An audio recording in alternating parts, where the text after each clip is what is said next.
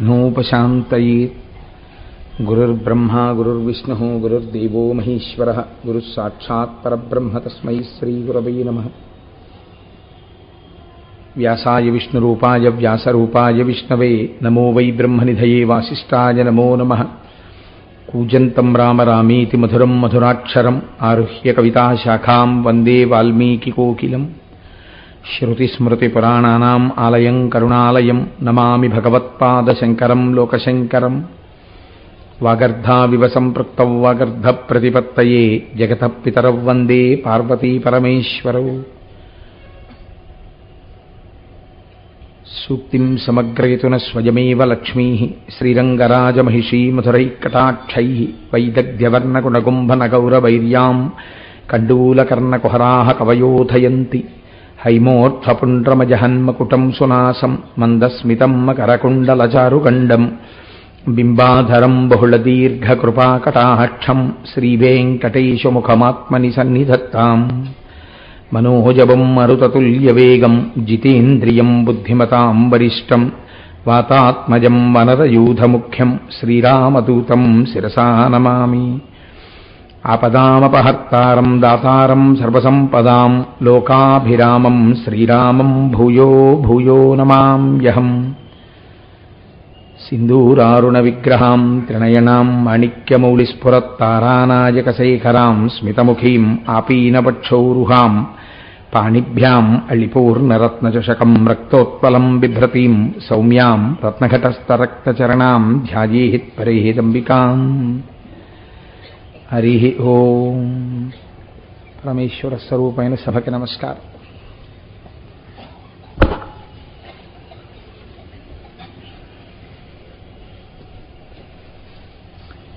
ఒక్కసారి శివనామములను చెప్పి తర్వాత మనం ప్రసంగాన్ని ప్రారంభం చేద్దాం. ధవళవపుషమిందోర్మండలే సన్నివిష్టం భుజగవలయహారం భస్మదిగ్ధాంగమీశం మృగయ పరశుపాణిం చారుచంద్రార్ధమౌళిం హృదయకమలమధ్యే సంతతం చింతయామి. శివో మహేశ్వరః శంభుః పినాకీ శశిశేఖరః వామదేవో విరూపాక్షః కపర్దీ నీలలోహితః శంకరః శూలపాణిశ్చ ఖట్వాంగీ విష్ణువల్లభః సిపి విష్ణోంబికానాథ శ్రీకంఠో భక్తవత్సలః భవః సర్వస్త్రిలోకేశ శితికంఠః శివాప్రియః ఉగ్రః కపాలీ కామారీ అంధకాసురసూదనః గంగాధరో లలాటాక్ష కాళకాళః కృపానిధిః భీమః పరశుహస్తశ్చ మృగపాణిర్జటాధరః కైలాసవాసీ కవచీ కఠోరస్త్రిపురాంతకః వృషాంకో వృషభారూఢో భస్మోద్ధూళిత విగ్రహః సామప్రియః సర్వమయస్త్రయీమూర్తిరనీశ్వరః సర్వజ్ఞః పరమాత్మా చ సోమసూర్యాగ్నిలోచనః హవిర్యజ్ఞమయః సోమః పంచవక్త్రః సదాశివః విశ్వేశ్వరో వీరభద్రో గణనాథ ప్రజాపతిః హిరణ్యరేతా దుర్ధర్షో గిరిశో గిరీశో నఘః భుజంగభూషణో భర్గో గిరిధన్వీ గిరిప్రియః కృత్తివాసాః పురారాతిర్భగవాన్ ప్రమదాధిపః మృత్యుంజయః సూక్ష్మతనుర్జగద్వ్యాపీ జగద్గురుః వ్యోమకేశో మహాసేన జనకశ్చారు విక్రమః రుద్రో భూతపతిస్థాణుర్రహిర్భుజ్ఞో దిగంబరః అష్టమూర్తిరనీకాత్మా సాత్వికః శుద్ధ విగ్రహః శాశ్వతః ఖండపరశుః అజపాశ విమోచకః మృఢః పశుపతిర్దేవో మహాదేవో వ్యయో హరిః పూషదంతభిదవ్యక్తో దక్షాధ్వరహరో హరః భగనేత్రభిదవ్యక్తః సహస్రాక్షः సహస్రపాత్ అపవర్గప్రదోనంతస్తారకః పరమేశ్వరः ఏవం శ్రీశంభుదేవస్య నామ్నామష్టోత్తరం శతం శ్రీశివాష్టోత్తరశతనామస్తోత్రం సమాప్తం.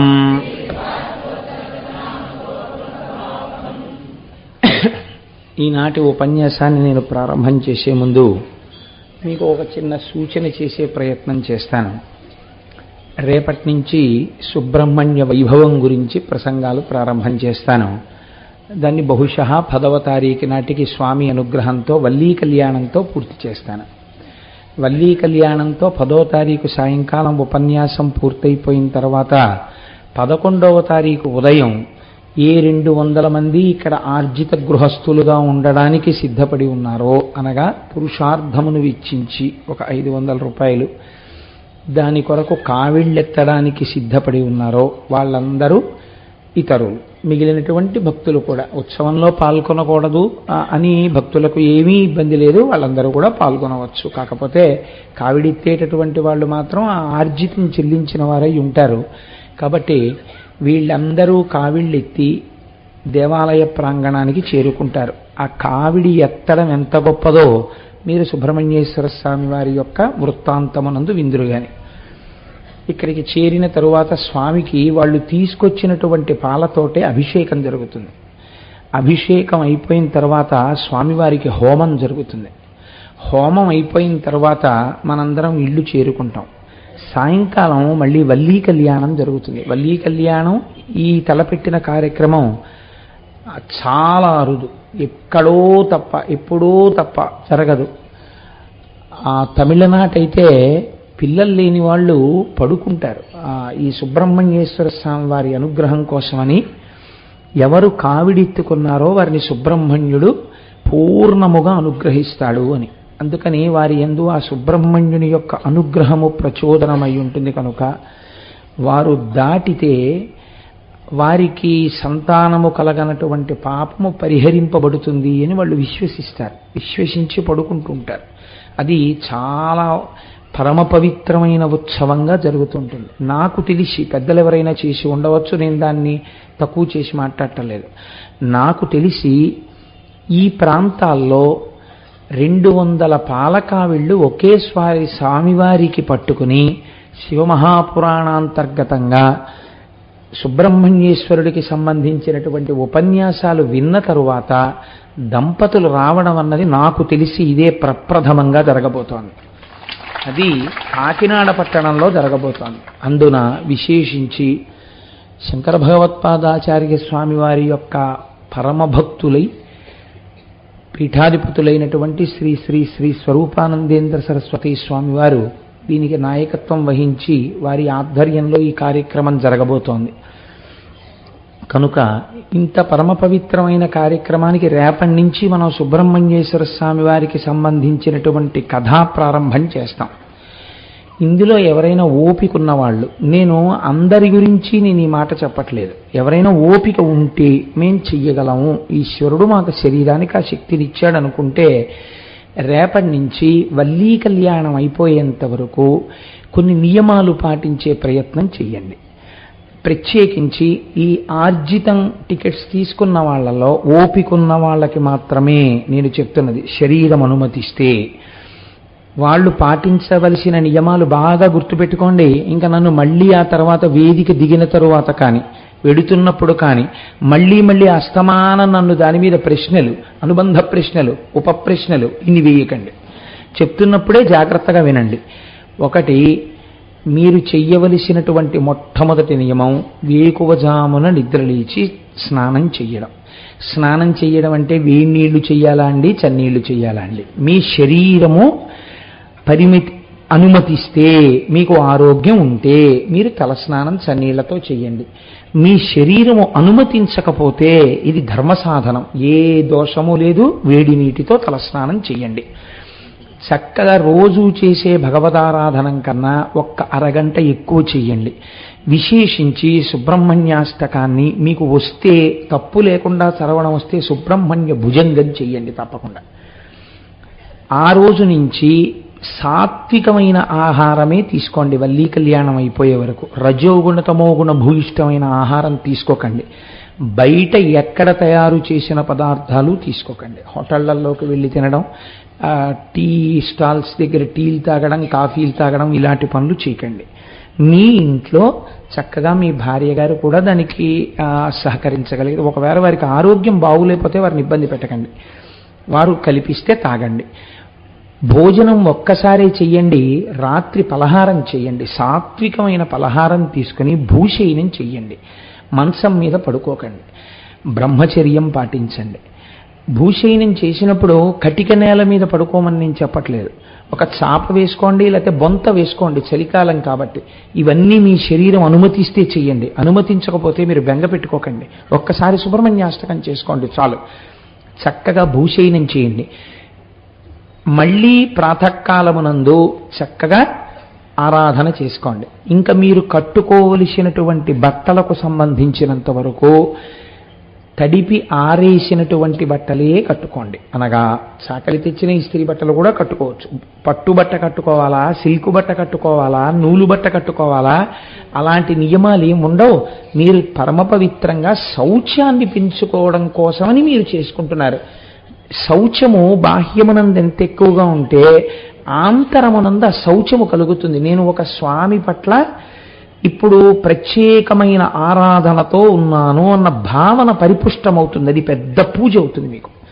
ఇది చెయ్యగలిగిన వాళ్ళు చెయ్యండి. సాయంకాలం వేళల్లో మళ్ళీ మళ్ళీ శివమహాపురాణాంతర్గతంగా సుబ్రహ్మణ్యేశ్వర స్వామి వారి గురించి 4 రోజుల పాటు వల్లీ కళ్యాణం వరకు ప్రసంగం చేయడం అనేటటువంటిది కొంచెం అరుదుగా జరిగేటటువంటి విషయం. అది ఎప్పుడూ జరగాలి. కాకినాడలోనే నేను నిండు మనస్సుతో కోరుకుంటాను. కానీ అన్ని వేళలా శివమహాపురాణం అనేటటువంటి దాన్ని 30 రోజులో 40 రోజులో కార్యక్రమంగా జరగదు కదా, కొంచెం అరుదుగా జరుగుతుంది. కాబట్టి ఎన్ని పనులున్నా సాయంకాలం అయ్యేటప్పటికీ శివాష్టోత్తరం దగ్గర నుంచే చదవడానికి సిద్ధమైపోయి ఉండండి. పూనికతో శృణ్వంతపః, మీరు పాటించిన శౌచము జాజ్వల్యమానం ఎప్పుడవుతుందంటే పూనికతో రేపటి నుంచి సుబ్రహ్మణ్యుడి యొక్క కథ వినడం ప్రారంభం చెయ్యండి. ఆయన ఎన్ని అవతారాల్లో వచ్చారో, ఎంత గొప్ప అవతారాలో అవన్నీ మీరు వింటూ ఉంటే కేవలము వినడము చేత మీరు సుబ్రహ్మణ్యేశ్వర స్వామి వారి యొక్క అనుగ్రహాన్ని పొందుతారు. రేపటి నుంచి మేము ఇలా ఉండలేమండి, మా శరీరాలు అనుమతించవు అన్నవాళ్ళు బెంగ పెట్టుకోకండి. కానీ 500 రూపాయల ఆర్జితం టికెట్ ఎవరు తీసుకున్నారో వాళ్ళు మాత్రం ఆ రోజున, అనగా ఆదివారం నాడు మాత్రం ఖచ్చితంగా తెల్లవారుజామున లేవవలసిందే, ఇంట్లో ఆరాధన చేసుకోవలసిందే. అలాగని ఇంట్లో చేశాం ఇక్కడికి లేట్ అయిందంటే వీల్లేదు. పాలకావిడి ఎత్తుకోవడానికి సమయపాలనతో వచ్చేయవలసిందే. చక్కగా వచ్చేటప్పుడు ఉతికి ఆరేసినటువంటి బట్ట, పట్టుబట్ట కావచ్చు, నూలు బట్ట కావచ్చు, ఏదైనా సరే ఈశ్వరుడు మీకు ఏది కృప చేస్తే శౌచంతో ఉన్న బట్ట కట్టుకోండి. చక్కగా రండి. ఆ రోజున మాత్రం మధ్యాహ్నం భోజనం చెయ్యకండి, పలహారం చెయ్యండి. సాత్వికమైన పలహారం తీసుకోండి. కటికోపవాసం చెయ్యమని నేను చెప్పను. సాత్వికమైన పలహారం తీసుకోండి. ఎంత అవసరమో అంత తీసుకోండి. ఒకవేళ దానితో కూడా మేము ఉండలేమండి, అలవాట్లేదంటే సాయంకాలం కూడా కొద్దిగా 2 పళ్ళో ఏవో తిని పాలు తాగండి. ఎందుకంటే ఈ 500 రూపాయల టిక్కెట్లు ఉన్న వాళ్ళందరూ మళ్ళీ వల్లీ కళ్యాణంలో సామాగ్రంతా పట్టుకుని స్వామివారి గుడికి ప్రదక్షిణం చేసి మూల విరాట్కు చూపించి కిందకు వస్తారు. కాబట్టి ఇది అరుదైనటువంటి అవకాశం కాబట్టి వాళ్ళందరి కోసం ప్రత్యేకం ఏర్పాట్లు కూడా జరుగుతున్నాయి. ఇది కాకుండా కేవలం టిక్కెట్లు లేని వాళ్ళు, ఏమంటే మా పరిస్థితి అయితే టిక్కెట్టు కొననంత మాత్రం చేత మాకు అనుగ్రహం ఉండదా అని మీరు అనుకోకండి. నేను అటువంటి పాపపు పనులను సంకల్పం చేసేవాళ్ళను కాను. కట్టిన వాళ్ళు ఖచ్చితంగా వాళ్ళ ఉద్ధరణ ఎక్కువ ఉంటుంది. నేను ఉన్న మాట ఉన్నట్టు మాట్లాడాలి. వాళ్ళు పురుషార్థమును చెల్లించారు కాబట్టి మీరు కూడా ఆ రోజున స్వచ్ఛమైన ఆవు పాలు తెచ్చి అభిషేకానికి అక్కడ పాత్రలు పెడతారు. ఏమంటే మాకు పాలు దొరకవన్నారు అనుకోండి, అంత పంచదార తీసుకురండి. పంచదార మాకు దొరకదండి అన్నారు అనుకోండి, అంత పెరుగు తీసుకురండి, ఆవు పాల పెరుగు. ఇంత ఆవు నెయ్యి తీసుకురండి. మీకు అవి కూడా దొరకలేదనుకోండి, అన్ని పువ్వులు పట్టరండి. మీ పురుషార్థం ఏదో ఒకటి పట్టరండి. ఇవేవి మీకు దొరకలేదనుకోండి, మీరు బెంగ పెట్టుకోకండి. హాయిగా వచ్చి అక్కడ కూర్చోండి. మీకోసం గోపాలకృష్ణ స్వామి వారు, మా దొరగారు వీళ్ళందరూ కలిసి ఒక గొప్ప ఏర్పాటు కూడా చెయ్యాలని ప్రయత్నం చేస్తున్నారు. అక్కడ పీఠాధిపతులు కూర్చుని ఉండగానే చూసిన వాళ్ళు కూడా సాధ్యమైనంత వరకు ఆ రోజున యాగం దగ్గర పూర్ణాహుతి అయిపోయిన తర్వాత ఎంతమంది జనం ఉన్నారో అందరినీ ఆ యాగవేదిక దగ్గరికి తీసుకొచ్చి స్వామివారి చేత అందరికీ అక్షతలు వేయించే ప్రయత్నం చేస్తున్నాం. ఎందుకంటే ఎవ్వరూ చిన్నబుచ్చుకోకూడదు, అందరికీ ఆ ఫలితం అందాలి అని చేస్తున్నాం. కాబట్టి మీ సాధ్యమైనంత వరకు మీరు ఒకటి గుర్తుపెట్టుకోండి, ఇందులో టిక్కెట్టు లేకపోయినా మీరు పూనికతో చక్కగా ఆ దీక్షా కార్యక్రమాన్ని కొంతమంది కొనసాగించుకోవచ్చు. అలా పూనికతో ఉండి ఆ రోజు పొద్దున్న మీరు ఇంట్లో పూజ చేసుకుని అయిపోయిన తర్వాత ఇక్కడ చక్కగా ఒక్కసారి ఆ యాగగుండాన్ని దర్శనం చేసి దగ్గరకు వచ్చి స్వామివారితో అక్షతలు వేయించుకుని మీరందరూ కూడా ఇంటికి వెళ్ళవచ్చు. కళ్యాణాన్ని కూడా వచ్చి వీక్షించవచ్చు. కళ్యాణం తలంబ్రాల అక్షతలు కూడా తీసుకున్న తరువాత టిక్కెట్ ఒకటి దొరకలేదని మీరు బెంగ పెట్టుకోకండి. ఆ మర్నాడు ఉదయం పునఃపూజ, స్వామివారికి ఉదయం పూజ చేసినప్పుడు మీరు ఏ శౌచముతో కూడినటువంటి పద్ధతిని పాటిస్తున్నానని చెప్పారో దాన్ని ఈశ్వరా నువ్వు శరీరము ఆరోగ్యము ఇచ్చినందుకు నేను ఈ 4-5 రోజులు అలా ఉన్నాను. ఇవాళ నుంచి నేను ఈ రోజులలో ఉన్నంత శౌచముతో ఉండకపోయినా కొద్దిగా అటు ఇటు అయినా నీవు మన్నించదవు కాక, కాబట్టి నేను ఇక్కటితో దీనిని విరమించుచున్నాను అని ఒక సంకల్పం చెప్పి నమస్కారం చేసుకుని చక్కగా కొద్దిగా ఏదైనా పదార్థం నైవేద్యం పెట్టి మీ నిత్య జీవన స్రవంతిలోకి మీరు వచ్చేసేయచ్చు. నేను అనుకుంటున్నాను, నేను దీని గురించి స్పష్టంగానే చెప్పాను అని నేను అనుకుంటున్నాను. మరి నేను చెప్పాను కాబట్టి స్పష్టంగా నాకు అనిపించిందో, ఇందులో ఏవైనా మీకు సహేతుకమైన అనుమానాలు ఏవైనా ఉన్నాయా అని చెప్పిన దాంట్లో ఇంకా మాకు అర్థం కాలేదండి, కొంచెం తెలుసుకోవలసిందన్న అనుమానం మీకు ఏమైనా ఉందా? ఎవరికైనా వేదిక దిగిన తరువాత మాత్రం ఇంకా నన్ను అడగవద్దు. ఎందుకంటే దానికి అంతు ఉండదు. ఇంకా ఆ అనుమానం అన్నది ఎక్కువ ఉండకూడదు. నేను స్పష్టంగా చెప్పాను. ఏమైనా ఉంటే ఇప్పుడే ఇక్కడే నన్ను అడగండి. ఏదైనా ఉందా మీకు అనుమానం? ఇందులో ఉంటే మీకేం బెంగలేదు, చెయ్యెత్తి మీకున్న అనుమానం అడగండి. ఏమీ లేదు కదా, లేకపోతే సంతోషంగా ఉండండి. కాబట్టి హరి ఓం. ఇప్పుడు మనం చక్కగా కార్యక్రమంలోకి ప్రవేశించేద్దాం. ఒకనొకనాడు, అంటే రేపటి రోజున సుబ్రహ్మణ్యేశ్వర స్వామి వారి ఉత్సవం మొదలు పెడుతున్నాం కదా అని నాకెందుకో పొద్దున్న శివమహాపురాణం చూస్తే ఒక విచిత్రమైన ఆలోచన, బహుశా ఈశ్వర సంకల్పముగానే కలిగిందేమో, నాకు ఒక ఆలోచన వచ్చింది. అదేమిటో, ముందు నా గురించి చెప్పి నా పెళ్ళవకుండా మా తమ్ముడికి చెప్పేద్దాం అనుకుంటున్నావా అనిపించింది. అందుకని ముందు ఇటు వచ్చాను ఇవాళ. ఓహో, ఈశ్వరుడు బహుశా నాకు జ్ఞాపకం చేసేలా ఉందని. ఒకానొకనాడు పార్వతీదేవి యొక్క చిలికెత్తెలైన జయ విజయ, అక్కడుంటే జయ విజయ, నారాయణి దగ్గరుంటే నారాయణుడి దగ్గరుంటే జయ విజయులు, అంతే తేడా. కాబట్టి జయ విజయ వాళ్ళిద్దరూ అమ్మవారితో ఈశ్వర సంకల్పం ఒక గొప్ప పని జరగాలి కాబట్టి వాళ్ళ అమ్మవారితో ఒక మాట చెప్పారు. అమ్మా, నంది ఉన్నాడు, నిన్ను వహిస్తాడు, శంకరుణ్ణి వహిస్తాడు, కానీ ఆయనకి కించిత్ శంకరుడి మాట ఔదల దాల్చడంలోనే సంతోషం ఎక్కువ. భృంగి అంతే, నీకు తెలుసుగా, అసలు కందిరీగగా తొలిచేసి ప్రదక్షిణం చేసినవాడు. మన మాటే వినేవాడు ఒకడు లేడమ్మా, ఈ మాట రాకూడదు. వాళ్ళిద్దరూ ఒకటి, పార్వతీ పరమేశ్వర్లు. బహుశా అమ్మవారు కూడా ఒక కొత్త పాఠం నేర్పాలనుకుని ఉంటుంది. మన మాటే వినేటటువంటి వాళ్ళు మనకుంటే బాగుంటుందమ్మా సేవకులు. కావుననొక్క సమర్థుని శ్రీవలయ సృజించి ద్వార సీమనను నిచినన్ సేవించునతడు జాగరభావముతో నీదు సెలవు పరమేశాని. అమ్మ ఒక్కడిని నువ్వు సృష్టించి ద్వారపాలకుడిగా పెడితే వాడు నీ మాటే వింటుంటాడు. అలాంటి వాడిని ఒకడిని తయారు చెయ్యమ్మా, మన అంతఃపురాన్ని కాపాడడానికి పనికొస్తాడు. దంపతుల్లో అలా ఉంటుందండి. అందులో వాళ్ళిద్దరూ వాగర్ధ ఇవ సంపృక్తవు వాగర్ధ ప్రతిపత్తయే. సరే, ఆ జయ విజయ చెప్పినటువంటి మాటని విన్నటువంటి పార్వతీదేవి అలాగే తయారు చేద్దాం, దానికి వచ్చిన లోటు ఏముందని తన శరీరమునకు ఉన్నటువంటి మలమును ఒక నలుగు పిండిలా తీసింది స్నానం చేసేటప్పుడు. ఇది వినడానికి కొంచెం చిత్రంగానే ఉంటుంది ఈ కథ. నలుగు తీసి అక్కడ పెట్టింది. పెడితే పిల్లవాడు చాలా అందంగా ఉన్నాడు. ఆ పిల్లవాడు ఎలా ఉన్నాడన్న ధ్యాన శ్లోకం కానీ, ఆ పిల్లవాడు ఎలా ఉన్నాడన్న ఫోటో కానీ లోకంలో లేవు. పార్వతీదేవి నలుగు పెట్టిన పిల్లాడు ఎలా ఉన్నాడన్నది ఎవరికీ తెలియదు. ఆ పిల్లాడిని ఒకరిని తయారు చేసింది. వీడు చాలా బాగున్నాడని అమ్మవారు సంకల్పం చేసింది, ప్రాణప్రతిష్ఠ చేసింది. వాడు టంగుని లేచి కూర్చున్నాడు. అమ్మవారు అంది, అబ్బాయి నువ్వేం లేదురా, నువ్వు నా కుమారుడవు, నేనే కదా సృష్టించాను, కాబట్టి నువ్వు వెళ్ళి ద్వారమునందు కూర్చుని ఎవ్వరూ లోపలికి రాకుండా నిలుపు అంది. ఎవ్వరూ అన్న దాంట్లోకి శివుణ్ణి కూడా కలిపేశాడు ఆయన. కాబట్టి ఇప్పుడు ఏం చేశాడు ఆయన? అక్కడ ద్వారం దగ్గర కూర్చున్నాడు. ఈ కథ మీ అందరికీ తెలుసున్నదే. ప్రమథగణాల్లో నందీశ్వరుడు వెనక శివుడు విజయం చేస్తుండగా ముందు లోపలికి వెళ్ళబోయాడు. అలా కుదరదన్నాడు ఈ పిల్లాడు. అనేటప్పటికి ముందు శంకరుడు జోక్యం చేసుకోలేదు. ప్రమథగణాలు లోపలికి వెళ్ళడానికి వీలు లేదంటే ఏమవుతుంది? యుద్ధం ప్రారంభమైంది. ఈ పిల్లాడికి వాళ్ళకి యుద్ధం జరుగుతుంటే ఎవరు సలహా చెప్పారో వాళ్ళే అమ్మవారి దగ్గరికి వచ్చి, అమ్మ పిల్లవాడికి శక్తులు ఇయ్యమ్మా, యుద్ధం చేస్తున్నాడు అన్నారు. అమ్మవారు శక్తులు ఇచ్చింది. ఆ పిల్లవాడు అద్భుతమైన యుద్ధం చేసి ప్రమథగణాలందరినీ ఓడించేశాడు. ఇంకక్కడి నుంచి చతుర్ముఖ బ్రహ్మగారు, శ్రీ మహావిష్ణువు వాళ్ళు కూడా వచ్చేశారు యుద్ధానికి. ఇదేవిడి శంకరుడికి ఇంత ఉపద్రవం వచ్చింది. వాళ్ళందరూ ఎప్పుడు ఒకటే మాట మీద ఉంటారండి. ఉన్నదొక్కటి మూడుగా కనపడాలి. మీకు ఏం చెప్పాలన్నా ఈ ముగ్గురితోనే చూపించాలి, నాలుగోవాడితో కుదరదు. ఎందుకంటే అదే మీకు పాఠం చెప్పాలి, అదే మూడుగా మారి చేసేస్తుంటుంది అలా కథని. కాబట్టి ఇప్పుడు అందరూ వస్తే శంకరుణ్ణి లోపలికి పంపించలేదు ఆయన. పంపించకపోతే శంకరుడు చేతిలో త్రిశూలాన్ని పట్టుకుని ఆయన కంఠానికి గురిపెట్టి విసిరాడు. విసిరితే ఆ కంఠాన్ని ఉత్తరించేసింది త్రిశూలం. ఆ పిల్లవాడు మరణించాడు, కింద పడిపోయాడు. కింద పడిపోయిన తర్వాత శంకరుడు లోపలికి వెళ్ళాడు.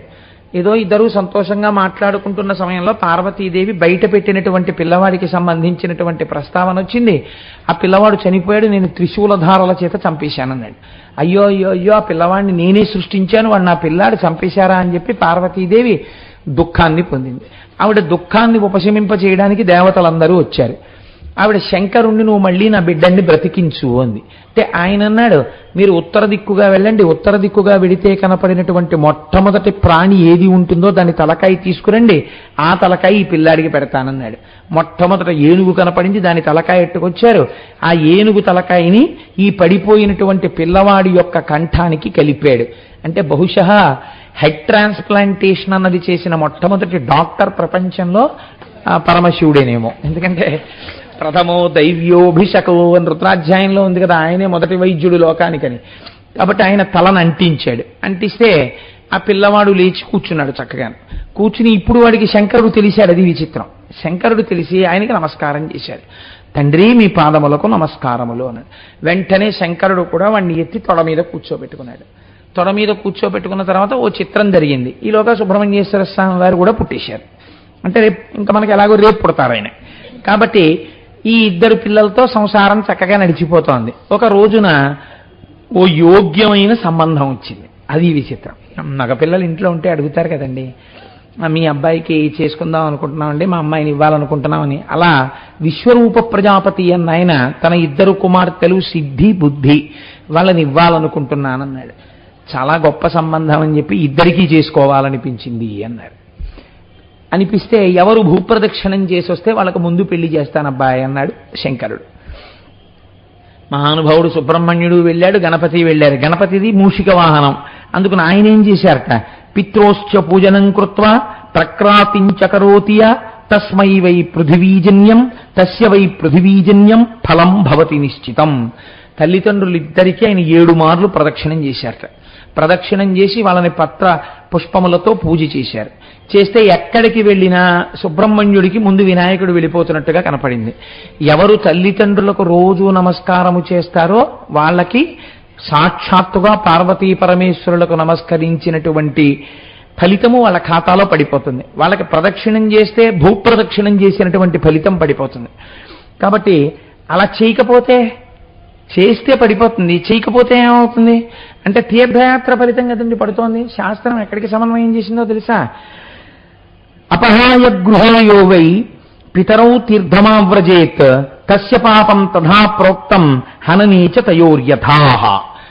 తల్లిదండ్రులు ఇంట్లో ఉండగా తల్లిదండ్రుల్ని ధిక్కరించి ఏ కుమారుడైనా, తల్లిదండ్రులంటే ఆడపిల్ల వైపు తల్లిదండ్రులు కారు, భర్త వైపు తల్లిదండ్రులు, కుమారుడు తల్లిదండ్రుల్ని ధిక్కరించి వాళ్ళ మాట వినకుండా తీర్థయాత్రకి వెళ్ళిపోతే తల్లిని తండ్రిని చంపినటువంటి పాపాన్ని వాడి ఖాతాలో వేస్తారు. తీర్థయాత్రకు వెళ్ళినటువంటి ఫలితాన్ని ఇవ్వరు.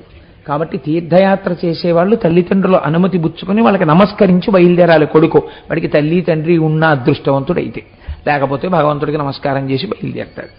కాబట్టి అలా ఆయన పరమేశ్వరుడికి నమస్కారం చేసి, పార్వతీదేవికి నమస్కారం చేసి, ఆ గణపతి భూప్రదక్షిణానికి బయలుదేరారు. ఆయన భూప్రదక్షిణం చేసి వస్తే, ఆయన ఆ పార్వతీ పరమేశ్వరుడికి ప్రదక్షిణం చేస్తే భూప్రదక్షిణం చేసినటువంటి ఫలితాన్ని ఆయన ఖాతాలో వేసి, నువ్వు చెప్పినటువంటి నియమమును పాటించిన వాడవు కనుక నీకు ముందు వివాహం చేస్తున్నాను అని చెప్పి విశ్వరూప ప్రజాపతి యొక్క కుమార్తెలైన సిద్ధి బుద్ధినిచ్చి వివాహం చేశారు. వివాహం అయిపోయింది. సుబ్రహ్మణ్యేశ్వర స్వామి వారు ఏదో క్రౌంచ పర్వతం దగ్గరికి వెళ్ళారు, పార్వతీ పరమేశ్వరులు కూడా వెళ్ళారు. మీకు ఈ విషయం శ్రీశైలం గురించి విన్నప్పుడు విని ఉన్నారు. కాబట్టి చూడండి, ఈ కథ మీకు పైకి వినడానికి మీరు పరమ భక్తులు కనుక, పరమ భాగవతోత్తములై భక్తితో వింటున్నారు కాబట్టి దీన్ని తిరస్కరించరు. ఇది జరిగి ఉంటుందండి, లేకపోతే ఎందుకు చెప్తుంది కథ, ఋషులు ఎందుకు చెప్తారు, కాబట్టి మేము అంగీకరిస్తున్నాం అంటారు. కానీ మీరు ఒక్కటి ఆలోచించండి, ఇది ఒక చిన్న పిల్లవాడికి చెప్తే వాడికి అరమరికలు తెలియవు కాబట్టి వాడు ప్రశ్న వేస్తాడు. నాన్నగారండి పోనీ ఏనుగు తలకాయ పెట్టాడు బానే ఉంది, అక్కడ వరకు మేమేమనం, పార్వతీదేవి సృష్టించినటువంటి పిల్లవాడు పరమశివుడికి ఈవిడ పార్వతీదేవి సృష్టించిన పిల్లవాడు నా కొడుకే అన్న విషయమే తెలియని వాడు సర్వజ్ఞుడైన శంకరుడా? మొదటి ప్రశ్న. 2, ఒకవేళ నిజంగా త్రిశూలంతో శంకరుడు ఆయన యొక్క తలని తీసేసి ఉంటే ఏనుగు తలకాయ పెట్టడం ఎందుకు, పడిపోయిన తలకాయే అంటించచ్చు కదా? రెండవ ప్రశ్న. ఒకవేళ నిజంగా ఏనుగు తలకాయే పెట్టి ఉంటే ఏనుగు తలకాయ పెట్టిన తర్వాత ఇప్పుడు తలకాయే మారిపోయింది కాబట్టి అసలు తల్లి ఎవరో కూడా తెలియని స్థితి ఆ పిల్లాడికి కలగాలి కదా. అసలు మంచి తలకాయ ఉన్నప్పుడు శంకరుడు తండ్రి అని తెలుసుకోలేని వాడు ఏనుగు తలకాయ వచ్చేటప్పటికి మాత్రం ఈయన శంకరుడు నా తండ్రిని నమస్కారం చేశాడా? ఇది ఎలా సాధ్యం? ఇది అడుగుతారు కదండి పిల్లలు. మరి దీన్ని సమన్వయం లేకుండా మీరు ఎలా ప్రతిపాదన చేస్తారు? భక్తి చేత అంగీకరించవచ్చు, దాన్ని మేం కాదనం, అది చాలా గొప్ప విషయం. అందులో మీకు అనుమానం ఉన్నా, లేదంటే అందులో ఏదో సత్యం ఉంటుంది, లేకుండా ఋషులు చెప్పరు అని అంగీకరించగలిగినటువంటి వాడు మహాభక్తుడు. కానీ తెలుసుకోవడం అనేటటువంటిది జిజ్ఞాసుకి మంచి విషయం. మీరు తెలుసుకునే ప్రయత్నం చేయండి. నేను దాని గురించి కొద్దిగా సంగ్రహంగా నేను పెద్ద వివరణ లేకుండా ఆవిష్కరిస్తాను. ఎందుకంటే నాకు తెలిసి, నాకు జ్ఞాపకం ఉన్నంత వరకు నేను అనేక గణపతి నవరాత్రి సభల్లో ఈ విషయాలన్నీ స్పృశించిన వాళ్ళను కనుక. మీరు చూడండి, పార్వతీదేవి అనగా ఎవరు? పార్వతీదేవి అంటే ఆవిడ పరమ ప్రకృతి. పరమశివుడు అనగా ఎవరు? పరమ పురుషుడు. ఆయన పరమ పురుషుడు, ఈవిడ పరమ ప్రకృతి. పరమ ప్రకృతి అంటే పంచభూతాలు. పంచభూతాలు ఎవరు? అమ్మవారు. ఈ పంచభూతముల యందలి కదలిక ఎవరు? పరమేశ్వరుడు. అందుకే పూజలో చాలా గొప్ప ఉపచారంగా పేరు దేందో తెలుసా అండి? తాంబూలాంది. ఎందుకు తాంబూలానికి అంత గొప్పతనం వచ్చేసిందో తెలుసా? మీరు చూస్తుంటారు కదా, ఇక్కడ మనం సువాసిని పూజలు చేస్తే సువాసిని అందరికీ తాంబూలం ఇస్తుంటాం. తాంబూలానికి అంత గొప్పతనం ఎక్కడొచ్చిందంటే ఇందులో ఉన్నవి ఏమున్నాయి? పంచభూతాలు ఉన్నాయి. ఒకవేళ రేపు పొద్దున్న కొత్తగా ఫ్యాక్టరీలు పెట్టి ఊపిరితిత్తులు చేసేసి, గుండె చేసేసి, రక్తం చేసేసి, మాంసం చేసేసి, కొవ్వు చేసి, అస్థి, శుక్ల, మేధ అన్నీ తయారు చేసి పంచభూతాలతో ఒక శరీరాన్ని నిర్మాణం చేశారనుకోండి, దాన్ని అక్కడ పెట్టారు. ఈ శరీరము పంచభూతములతో మీరు తయారు చెయ్యగలరేమో కానీ దీన్ని మీరు కదపగలరా చైతన్యముతో ఇది కదిలేటట్టు చెయ్యగలరా, లేదా మీరు తయారు చెయ్యకుండా ఈశ్వరుడే చేసిన శరీరంలోంచి చైతన్యము వెళ్ళిపోకుండా మీరు చేయగలరా? 1,000,000 మంది వైద్యులు కూడి వచ్చిన కాని మరణమయ్యడి వ్యాధి మాన్పలేరు. మరి ఎందుకు చచ్చిపోతున్నారు లోకంలో ఇంతమంది? ఇదే కదండి ఆశ్చర్యం. ఈశ్వర శక్తి ఇక్కడే ఉంది కదా. అందుకే పంచభూతములు పెట్టిన చైతన్యం ఎక్కడి నుంచి వస్తోందో, అది ఎలా వెళ్ళిపోతోందో ఎవ్వరికీ తెలియదు. ఈశ్వరా, పంచభూతముల యొక్క సమన్వయమునందు జీవోత్పత్తి చేసి చైతన్య ప్రవేశం చేయించి నడిపి చైతన్యం తీసేసే అధికారం నీది. అటువంటి నీవే ఇవాళ నా చేత ఈ పూజ చేయించుకున్నావన్న కృతజ్ఞతాభావము నాకు ఆవిష్కరించడం. తామలపాకు, లవంగాలు, యాలుకలు, జాపత్రి, జాజికాయ, వక్కపొడి అన్నీ వేసి మడత పెట్టి నోట్లో పెట్టుకుని నవిలితే నోరు ఎరుపు రంగెక్కింది. ఆకుపచ్చ, నలుపు, తెలుపు కలిపితే ఎరుపు నోరు ఎలా అయింది? ఈ ఎరుపు భగవత్ కారుణ్యం. అది పంచభూతముల యందు కదలినటువంటి చైతన్యం. ఈ చైతన్యం నీ సొత్తని చెప్పడం. కాబట్టి ఇప్పుడు అమ్మవారు పరమ ప్రకృతి అంటే అమ్మవారు ఏం చేస్తుంది? ఈ భూతములన్నింటినీ తయారు చేస్తుంది. ఈ శరీరములన్నీ అమ్మవారి అనుగ్రహంతో తయారయ్యాయి. లోపల ఉన్నటువంటి చైతన్యం ఎవరు? శివుడు. ఇప్పుడు అమ్మవారు సృష్టి చెయ్యడము అంటే ఏమిటి? కేవలము ప్రకృతికంగా తయారైంది, శివ సంబంధం లేదు. శివ సంబంధం లేదంటే చైతన్యము లేని ప్రాణిని కాదు ఇక్కడ అర్థం. శివ సంబంధమైన ఎరుక లేదు. లోపల ఉన్న చైతన్యము నేనన్నది తెలియదు. పైనున్న ఇది నేననుకుంటోంది. ఇది నేనని ఎందుకు అనుకుంటోంది? 3 గుణముల చేత బంధింపబడి ఉంది. అవి సత్వము, రజస్సు, తమస్సు. ఈ 3 గుణములే ప్రకృతి యొక్క మలము. అదే అమ్మవారి శరీరంలోంచి వచ్చిన మలం. ఈ మలముతో తయారయ్యాడు ఆ పిల్లవాడు. అంటే త్రిగుణముల యందు కొట్టుమిట్టాడుతున్నవాడు, గుణాతీతుడు కాడప్పటికి. కాబట్టి ఈ తలకి ప్రకృతి తెలుసు, పురుషుడు తెలియడు, పరమపురుషుడు తెలియదు, శివుడు తెలియదు. లోపల ఉన్న చైతన్యం బయట నిలబడిన శంకరుడన్న విషయం వాడికి తెలియదు. నీలో ఉన్న చైతన్యం శివాలయంలో లింగం అని వాడికి తెలియదు. కాబట్టి ఇప్పుడు ఆయన ఏం చేశాడు? దానితోనే పోరాటం చేశాడు. ఇప్పుడు శంకరుడు దేంతో తరిగేశాడు? తల త్రిశూలంతో తరిగేశాడు. త్రిశూలం అంటే ఏమిటి? త్రైగుణ్యం శూలమేతస్య పరసు సత్యనిష్టత. ఆ పైన ఉన్నటువంటి 3 త్రిగుణములు. ఈ 3 గుణములకు ఆధారమైనటువంటి సత్యము శంకరుడి చేతిలో ఉన్న త్రిశూలము. ఆయన గుణాతీతుడు. ఎప్పుడైతే శివుడి చేతి త్రిశూలం ఆ కంఠానికి తగిలిందో త్రిగుణములకు సంబంధించినటువంటి బుద్ధి పోయింది. పోయి ఇప్పుడు ఏ తలకాయ పెట్టబడింది? గజ, ఏనుగు తలకాయ పెట్టబడింది. గజముఖము అని కదండి అంటాం. గ అంటే గతి, కదలడం. జ అంటే పుట్టడం. ఎందులోంచి పుట్టి ఎందులో కెడుతున్నాడో తెలిసిపోయింది ఇప్పుడు. అంటే ఇప్పుడు శివ సంబంధం వచ్చేసింది. ఇప్పుడు శివుడు తెలిసిపోయాడు. ఇది తెలిసిపోవడం గజముఖం. ఇప్పుడు ఈ గజముఖం వచ్చేటప్పటికి శంకరుడు తెలిసిపోతాడు కదండి. అందుకని శంకరుడికి నమస్కారం చేస్తాడు. ఇది మీరు చెయ్యవలసిన ఉపాసనా క్రమాన్ని ఆయన యొక్క మూర్తి ద్వారా లోకానికి తెలియచెప్పడం. ఇప్పుడు ఆయన ఏమిటి? పైన ఏనుగు ముఖం. ఏనుగు చాలా పెద్దది, ఏనుగు తల చాలా పెద్దది. మనిషి శరీరం చాలా చిన్నది. మనిషి శరీరానికి ఏనుగు తలకాయ. ఏనుగు తలకాయ బ్రహ్మాండాన్ని చెప్తే కిందనున్న మనుష్య శరీరం పిండాండాన్ని చెప్తుంది. బ్రహ్మాండ పిండాండముల యందు ఏమున్నాయి? అందులోనూ పంచభూతాలున్నాయి, ఇందులోనూ పంచభూతాలున్నాయి. 2 పంచభూతములతో నిండి ఉన్నప్పటికీ 2 లేవు, ఉన్నది ఒక్కటే. ఈ పిండాండము ఆ బ్రహ్మాండము 2 కావు, ఉన్నది ఒక్కటే అని జీవబ్రహ్మైక్య సిద్ధిని పొంది తత్వమసి అర్థమైతే తత్వత్వము అసి, అదే వాడై ఉన్నాడు, జీవుడే ఈశ్వరుడై ఉన్నాడు అని తెలియడమే ఏనుగు ముఖం, మనుష్యుడి తలకాయి, కంఠం దగ్గర శివానుగ్రహంతో కలవడం. కలిస్తే కదండి అప్పుడు మళ్ళీ ప్రాణం వచ్చింది. కాబట్టి తత్వమసి మహావాక్యం నడయాడితే మహాగణపతిగా తిరుగుతున్నారు. కాబట్టి ఇప్పుడు ఆయన ఎవరయ్యాడు? వినాయకుడు అయ్యాడు. వినాయకుడు అంటే వి అంటే విశిష్టమైన నాయకుడు అయ్యాడు. ఇప్పుడు మీరు ఆయన ఉపాసన చేస్తే ఆయన మిమ్మల్ని ఎక్కడికి తీసుకెడతాడు? ఆయన కూడా మిమ్మల్ని అటువంటి పదంలోకే తీసుకెడతాడు. ఇప్పుడు ఆయన దేనికి నాయకుడు? విఘ్నమునకు నాయకుడు. విఘ్నం అంటే ఏమిటి? మీరు చేద్దామన్న కార్యం జరగకుండా పోయేటట్టుగా చేసేదాన్ని విఘ్నం అంటారు. ఆ విఘ్నాన్ని తీసేస్తాడు. అంటే ఏం చేస్తాడు? మీరు ఎక్కడికి చేరాలో అక్కడికి చేర్చేస్తాడు. ఈ చేర్చేయడం చాలా గమ్మత్తైన ప్రక్రియ. మీరు చూడండి, ఇలా ఉంటే చేరుస్తాడా అని మీరు అనకూడదు. గణపతి కాబట్టి పరబ్రహ్మమై ఉన్నాడు. ఈయనకి సిద్ధి బుద్ధి భార్యలు. ఎవడు బుద్ధిని ఉపయోగిస్తాడో వాడు సిద్ధిని పొందగలడు. బుద్ధి ఎవరికి ఉంది? లోకంలో ఏ ప్రాణికి లేదు, ఒక్క మనుష్య ప్రాణికే ఉంది. బుద్ధి అంటే నిశ్చయాత్మకము. మీరు బాగా గుర్తుపెట్టుకోండి. నిశ్చయము చేసేదాన్ని బుద్ధి అని పిలుస్తారు. మనకి చిత్రం ఏమిటంటే రెండు మీకు కనపడవు, ఇవే మీ జీవితాన్ని శాసిస్తాయి. మన ఏవ మనుష్యానాం కారణం బంధమోక్షయోహో. మనస్సు ఇది సంకల్ప వికల్ప సంఘాతము. కానీ దీనికి ఉన్నటువంటి దురదృష్టం ఏమిటంటే ఇది ఎంతసేపు చెప్పినా ఇది చెప్పగలదు తప్ప నిర్ణయం చెయ్యలేదు. ఇది చాలా తెలివైనటువంటి గుమాస్తా లాంటిది. నోట్ ఫైల్ రాయగలదంతే, ఆఖరి సంతకం ఆయనే పెట్టాలి, పై అధికారి. అది బుద్ధి.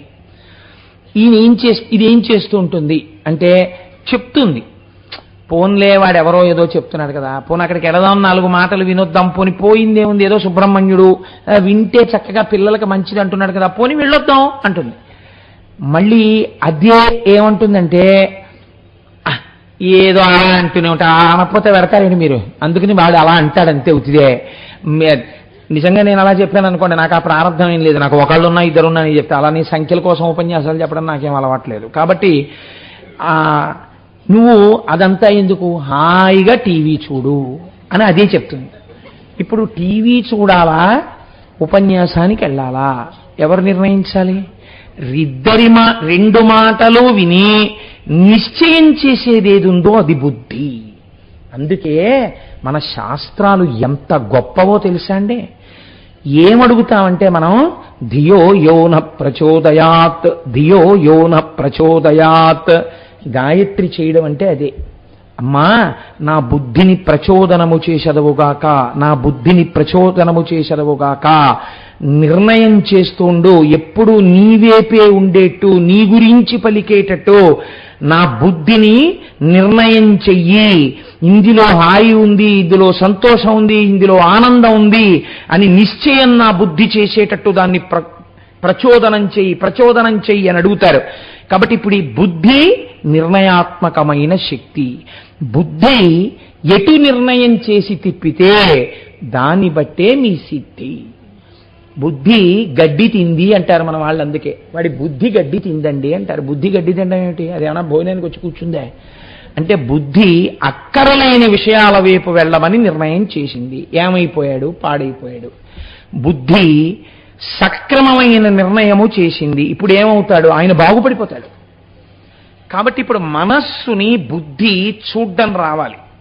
బుద్ధి సాక్షిగా ఉంటూ, ఆహా నన్ను ఇలా పడగొడదాం అనుకుంటున్నావే అని అది చెప్పిన వ్యతిరేకమైన సలహాని త్రోసిరాజని మంచి వైపుకు వెడతానని నిర్ణయం చెయ్యగలిగినది ఏదో అది బుద్ధి.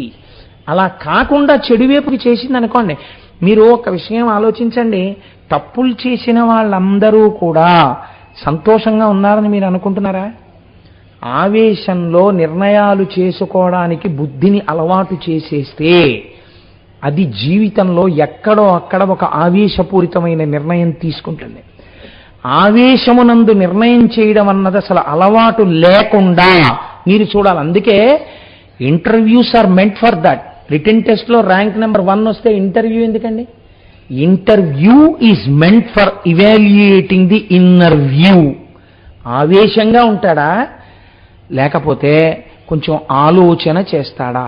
నాకు ఎన్నో మార్లు అనిపిస్తుంది, నా జీవితంలో నేను ఇది అలవాటు చేసుకోగలనా అని ఒక విషయం. పరమాచార్య స్వామి వారికి ఒక అలవాటు ఉండేది. పరమాచార్య స్వామి ఎదురు వాళ్ళు మాట్లాడుతుంటే మధ్యలో మాట్లాడరు అసలు. He gives a patient hearing. ఆయన వింటారు, ఎంతసేపు అయినా వింటారు. విన్న తర్వాత వెంటనే జవాబు ఆయన చెప్పరు. జీవితాంతం పరమాచార్య స్వామి అమలు చేసినటువంటి విధానం. ఎన్ని తక్కువ మాటలలో ఎంత ఉద్రేకం లేకుండా నేను దీనికి స్పష్టంగా రాజీ లేకుండా నా మనోగతమైన అభిప్రాయాన్ని ఆవిష్కరించగలను. ముందు నవ్వుతారు, ఆ తర్వాత చాలా సూక్ష్మంగా మాట్లాడతారు. తక్కువ మాటలు మాత్రమే వాడతారు, వాడి జవాబు చెప్తారు అంతే. మీకు అది ఒక ఉపనిషత్. చాలా కష్టం అండి జీవితంలో, అది రాదు. మనం లొల్లి మాటలు ఎన్నో చెప్పలేం లేచిన దగ్గర నుంచి. అలా మాట్లాడుతూనే ఉంటాం. ఇది ఒక ప్రమాదకరమైన పోకడ. అసలు మౌనంగా ఉండడం కానీ, ఒక గ్రంథపఠనం చేయడం కానీ, ఒక సద్వస్తువు గురించి వివేచన చేయడం కానీ, ధ్యానం చేయడం కానీ మనకు అలవాటు ఉండదు. మనం అలా మాట్లాడుతూనే ఉంటాం. ఏదో ఒకటి పక్కవాడితో అలా ఏదో మాట్లాడుతూ ఉండాలి. అలా మాట్లాడుతూ పోతే ఏమవుతుందో తెలుసా అండి? అసలు బుద్ధికి నిర్ణయం చేసేటటువంటి స్థితి పోతుంది. పోయి మనస్సు ఏది చెప్తే దాన్ని వింటుంది. మనస్సు ఆవేశకావేశములకు లోనయ్యేది మనస్సే. అది మంచి కోపంలో ఒక నిర్ణయానికి వచ్చిందనుకోండి, వస్తే అది ఎలా చెప్తే అలా చేస్తుంది అంతే. అలా చేసేసి జీవితాంతం బాధపడిన వాళ్ళు ఎందరో ఉంటారు. తప్పులు చేసిన వాళ్ళందరూ సంతోషంగా ఉన్నారని మీరు అనుకోకండి. ఆనాడు చేశానండి ఆవేశంలో, కొంతమంది తొందరపడి రాజీనామా చేస్తారు, జీవితాంతం విచారిస్తారు. కొంతమంది తొందరపడి ఎవరినో మాట అంటారు, జీవితాంతం విచారిస్తారు. మీకు ఒక దెబ్బ కొట్టినా క్షమింపబడుతుందేమో, ఒక్క మాట మీరు తొందరపడి అనేశారనుకోండి అంతే. ఇంకా జీవితంలో ఇక మళ్ళీ వారిని మీరు కలవలేరు. మాట అత్యంత ప్రమాదకరం. చాలా జాగ్రత్తగా ఉండాలి. ఇది దేనివల్ల వస్తుంది? బుద్ధిని నిర్ణయం చేసుకోవడానికి తగిన అవకాశం ఇవ్వడం మీరు చూస్తూ ఉండాలి. అన్నిటికన్నా గొప్పది దానికి అవకాశం ఇవ్వాలి. మీరు చూడండి, మీరు ఏదైనా ఒక కాగితం ఆఫీస్లో మీకు పని ఉందనుకోండి, మీరు గుమాస్తాని వెళ్ళి తొందర పెట్టగలరు. ఏమంటే మాకేదో పని ఉందండి, మీరు తొందరగా కొంచెం ఆ ఫైల్ పెట్టేయండి అని. ఫైల్ పెట్టేసిన తర్వాత గుమాస్తా ఆ ఫైల్ పట్టుకుని లోపలికి వెళ్ళడానికి అనుమతి ఇవ్వరు. అందుకే అధికారి దగ్గరికి ఎంతో అవసరం అయితే తప్ప ఫైల్ పట్టుకుని లోపలికి వచ్చి మాట్లాడడానికి ఉండదు. వచ్చిన కాగితం ఏమిటి, నీ మనోభిప్రాయం ఏమిటి, you should make a note of it, that's all. మీరు నోట్ రాసి ఆ ఫైల్ ఇచ్చేయాలంటే అధికారికి. అధికారి దగ్గరికి వెళ్ళి మీరు తొందరగా సంతకం పెట్టేయండి సార్ దీని మీద అంటే గెట్ లాస్ట్ అంటాడు. ఆయన వరుస క్రమంలో చూస్తాడు. ఆయనకు అనుమానం వచ్చింది అనుకోండి, కట్టేసి పక్కన పారేస్తాడు. ఇంటికి కారులో పట్టవా అంటాడు. ఆయన చాలా మెల్లగా చూస్తాడు. చూసి ఒకసారి ఆయన సంతకం పెట్టారనుకోండి, పెడితే ఇంకా తర్వాత దేనికైనా ఆయనే రెస్పాన్సిబుల్. కాబట్టి ఆయన ఏం చేస్తారు, అంత తొందరగా పెట్టరు. మీరు ఆయన ఛాంబర్లోకి వెళ్ళి మీరు పెట్టేయండి అనలేరు మీరు. అందుకే ఆయనకు అధికారం, అందుకే ఆయనకు ఛాంబర్, అందుకే ఆయనకు అంత గౌరవం. లోపలికి వెళ్లకుండా ఓ మనిషి అడ్డు. మీ యందు కూడా ఉన్నాడు అలాంటి అధికారి, అదే బుద్ధి. మీరు బయట ఇంత గౌరవం ఇస్తున్నారే అందరికీ, మీ బుద్ధికి మీరు ఎందుకు ఇవ్వరా గౌరవం? నిర్ణయించుకోవడానికి ఒక విషయాన్ని బాగా ఆలోచనకు అవకాశం ఇచ్చి అప్పుడు మీరు ఆ బుద్ధి చేత నిర్ణయం చేయడానికి అవకాశం ఇవ్వాలి. ఇంకా రెండో ప్రక్రియ ఏమిటో తెలుసా అండి? ఎవరో ఒక పెద్దని మీరు నమ్మాలి జీవితంలో. అది పెద్ద తలకాయ, అది నన్ను రక్షించి తీరే తలకాయ, అది నన్ను పాడు చేయదని నమ్మాలి. మీరు నిర్ణయించిన తర్వాత కీలకమైన విషయాలైతే మీరు మళ్ళీ వాళ్ళకి నివేదించాలి. అయ్యా ఇలాంటి సమస్య వచ్చిందండి, ఇలా చేద్దాం అనుకుంటున్నాను. మీరు వెంటనే చెప్పకండి, మీరు బాగా ఆలోచించండి అని చెప్పాలి. మీరు ఆలోచించి చెప్పండి నాకని చెప్పాలి. వారు కూడా దానికి పదును పెట్టి మీరు ఇలా చేయండి అన్న తర్వాత సాధక బాధకములను ఆలోచించుకుని చక్కగా మీరు ఒక నిర్ణయం చేసుకుని జీవితంలో అమలు చేసుకోవడానికి అలవాటు పడి ఉన్నారనుకోండి, చాలా హాయిగా ఉంటుంది జీవితం.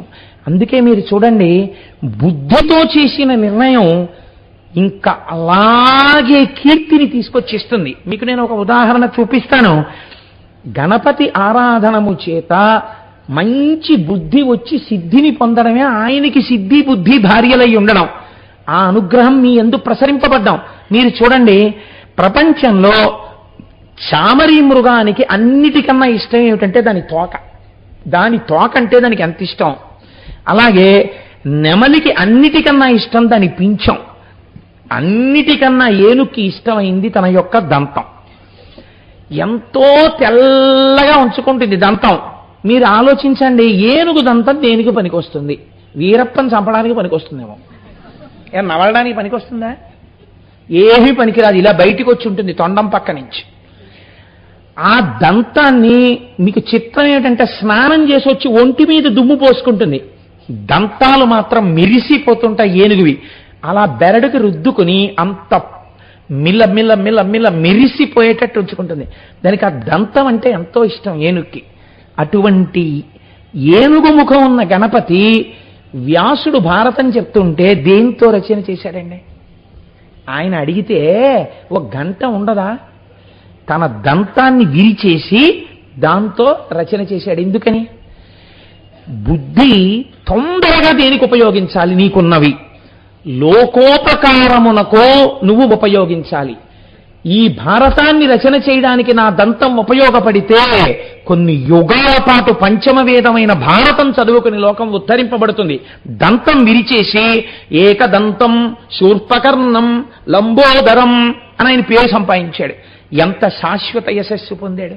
మహాభారతాన్ని రచయించిన వాడు వ్యాసుడైతే ఘంటం పట్టి రాసినటువంటి వాడు మహానుభావుడు వినాయకుడు. కాబట్టి మీకు విశిష్టమైన నాయకుడై ఉంటాడు. మీరు ఎన్ని కోణాల్లో గణపతి తత్వాన్ని ఆలోచించండి, నిప్పు రవ్వలు రేచినట్టు రేగుతాయి అందులోంచి. ఎందుకని కారణం మీరు ఎప్పుడు ఒక్కటే గుర్తుపెట్టుకోవాలి. త్రిశూలమునకు తెగి శివాజ్ఞ చేత వచ్చిన తలకాయ.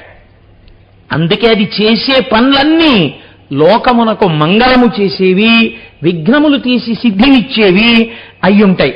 మీరు చూడండి, గణపతి యందు ఒక చిత్రం ఉంటుంది. ఇన్ని మీకు ఇచ్చేవాడి మీద శ్లోకాలు చాలా జటిలంగా, ఉపాసన చాలా జటిలంగా ఉందనుకోండి, మీరేం పొందుతారండి ప్రయోజనం? శివుడెంత సులభుడో వినాయకుడంత సులభుడు. మీరు ఆకులు తెచ్చి పూజ చేస్తే చాలు. అందున గరికె 21 గరికె పత్రి తీసుకొచ్చి ఆయన పాదాల మీద వేస్తే చాలు, అన్నీ ఇచ్చేస్తాడు. సింధూరం ఇలా రాస్తే చాలు, పొంగిపోతాడు ఆయన. ప్రాతస్మరామి గణనాథ మనాథ బంధుం సింధూరపూర పరిశోభిత గండయుగ్మం అని కదా. ఆ సింధూరం గండయుగ్మానికి రాస్తే ఆయన పొంగిపోతాడంతే. మనకున్నటువంటి పెద్ద లోపం ఏమిటంటే, మన వేపు అసలు గణపతికి సింధూరమే రాయరు. అయ్యప్ప స్వామి గుళ్ళో పైన ఉన్న గణపతికి చూడండి, ఒళ్ళంతా సింధూరమే. తమిళనాట మీరు వెళ్ళండి, ఎంతంత పెద్ద గణపతులకు సింధూరం రాసుంటారు. అందుకే ఆ రాజ్యం అంతా పైకొస్తోంది. కనుక ఈయనకున్న గొప్పతనమేమి? మీరు చూసిన కొద్దీ మనస్సు ఉప్పొంగిపోయేటట్టుగా చేయగలిగినటువంటి వాళ్ళు ఎవరో తెలుసా అండి? లోకంలో 3 ఉన్నారు. ఈ 3 4వ వస్తువు లేదు ఇంకా. ఈ 3 మిమ్మల్ని ఉత్తేజం పొందేటట్టు, పరమ ఆనందం పొందేటట్టు చేస్తాయి. ఇవి చంటి పిల్లలైనా సరే మీరు తీసుకెళ్ళండి, చూపించండి, వాళ్ళు తెలియకుండానే ఏడు పాపేసి వాటిని చూసి అబ్బా అంటారు. మొట్టమొదటిది చంద్రుడు. అందుకే అందరికీ మేనమామి.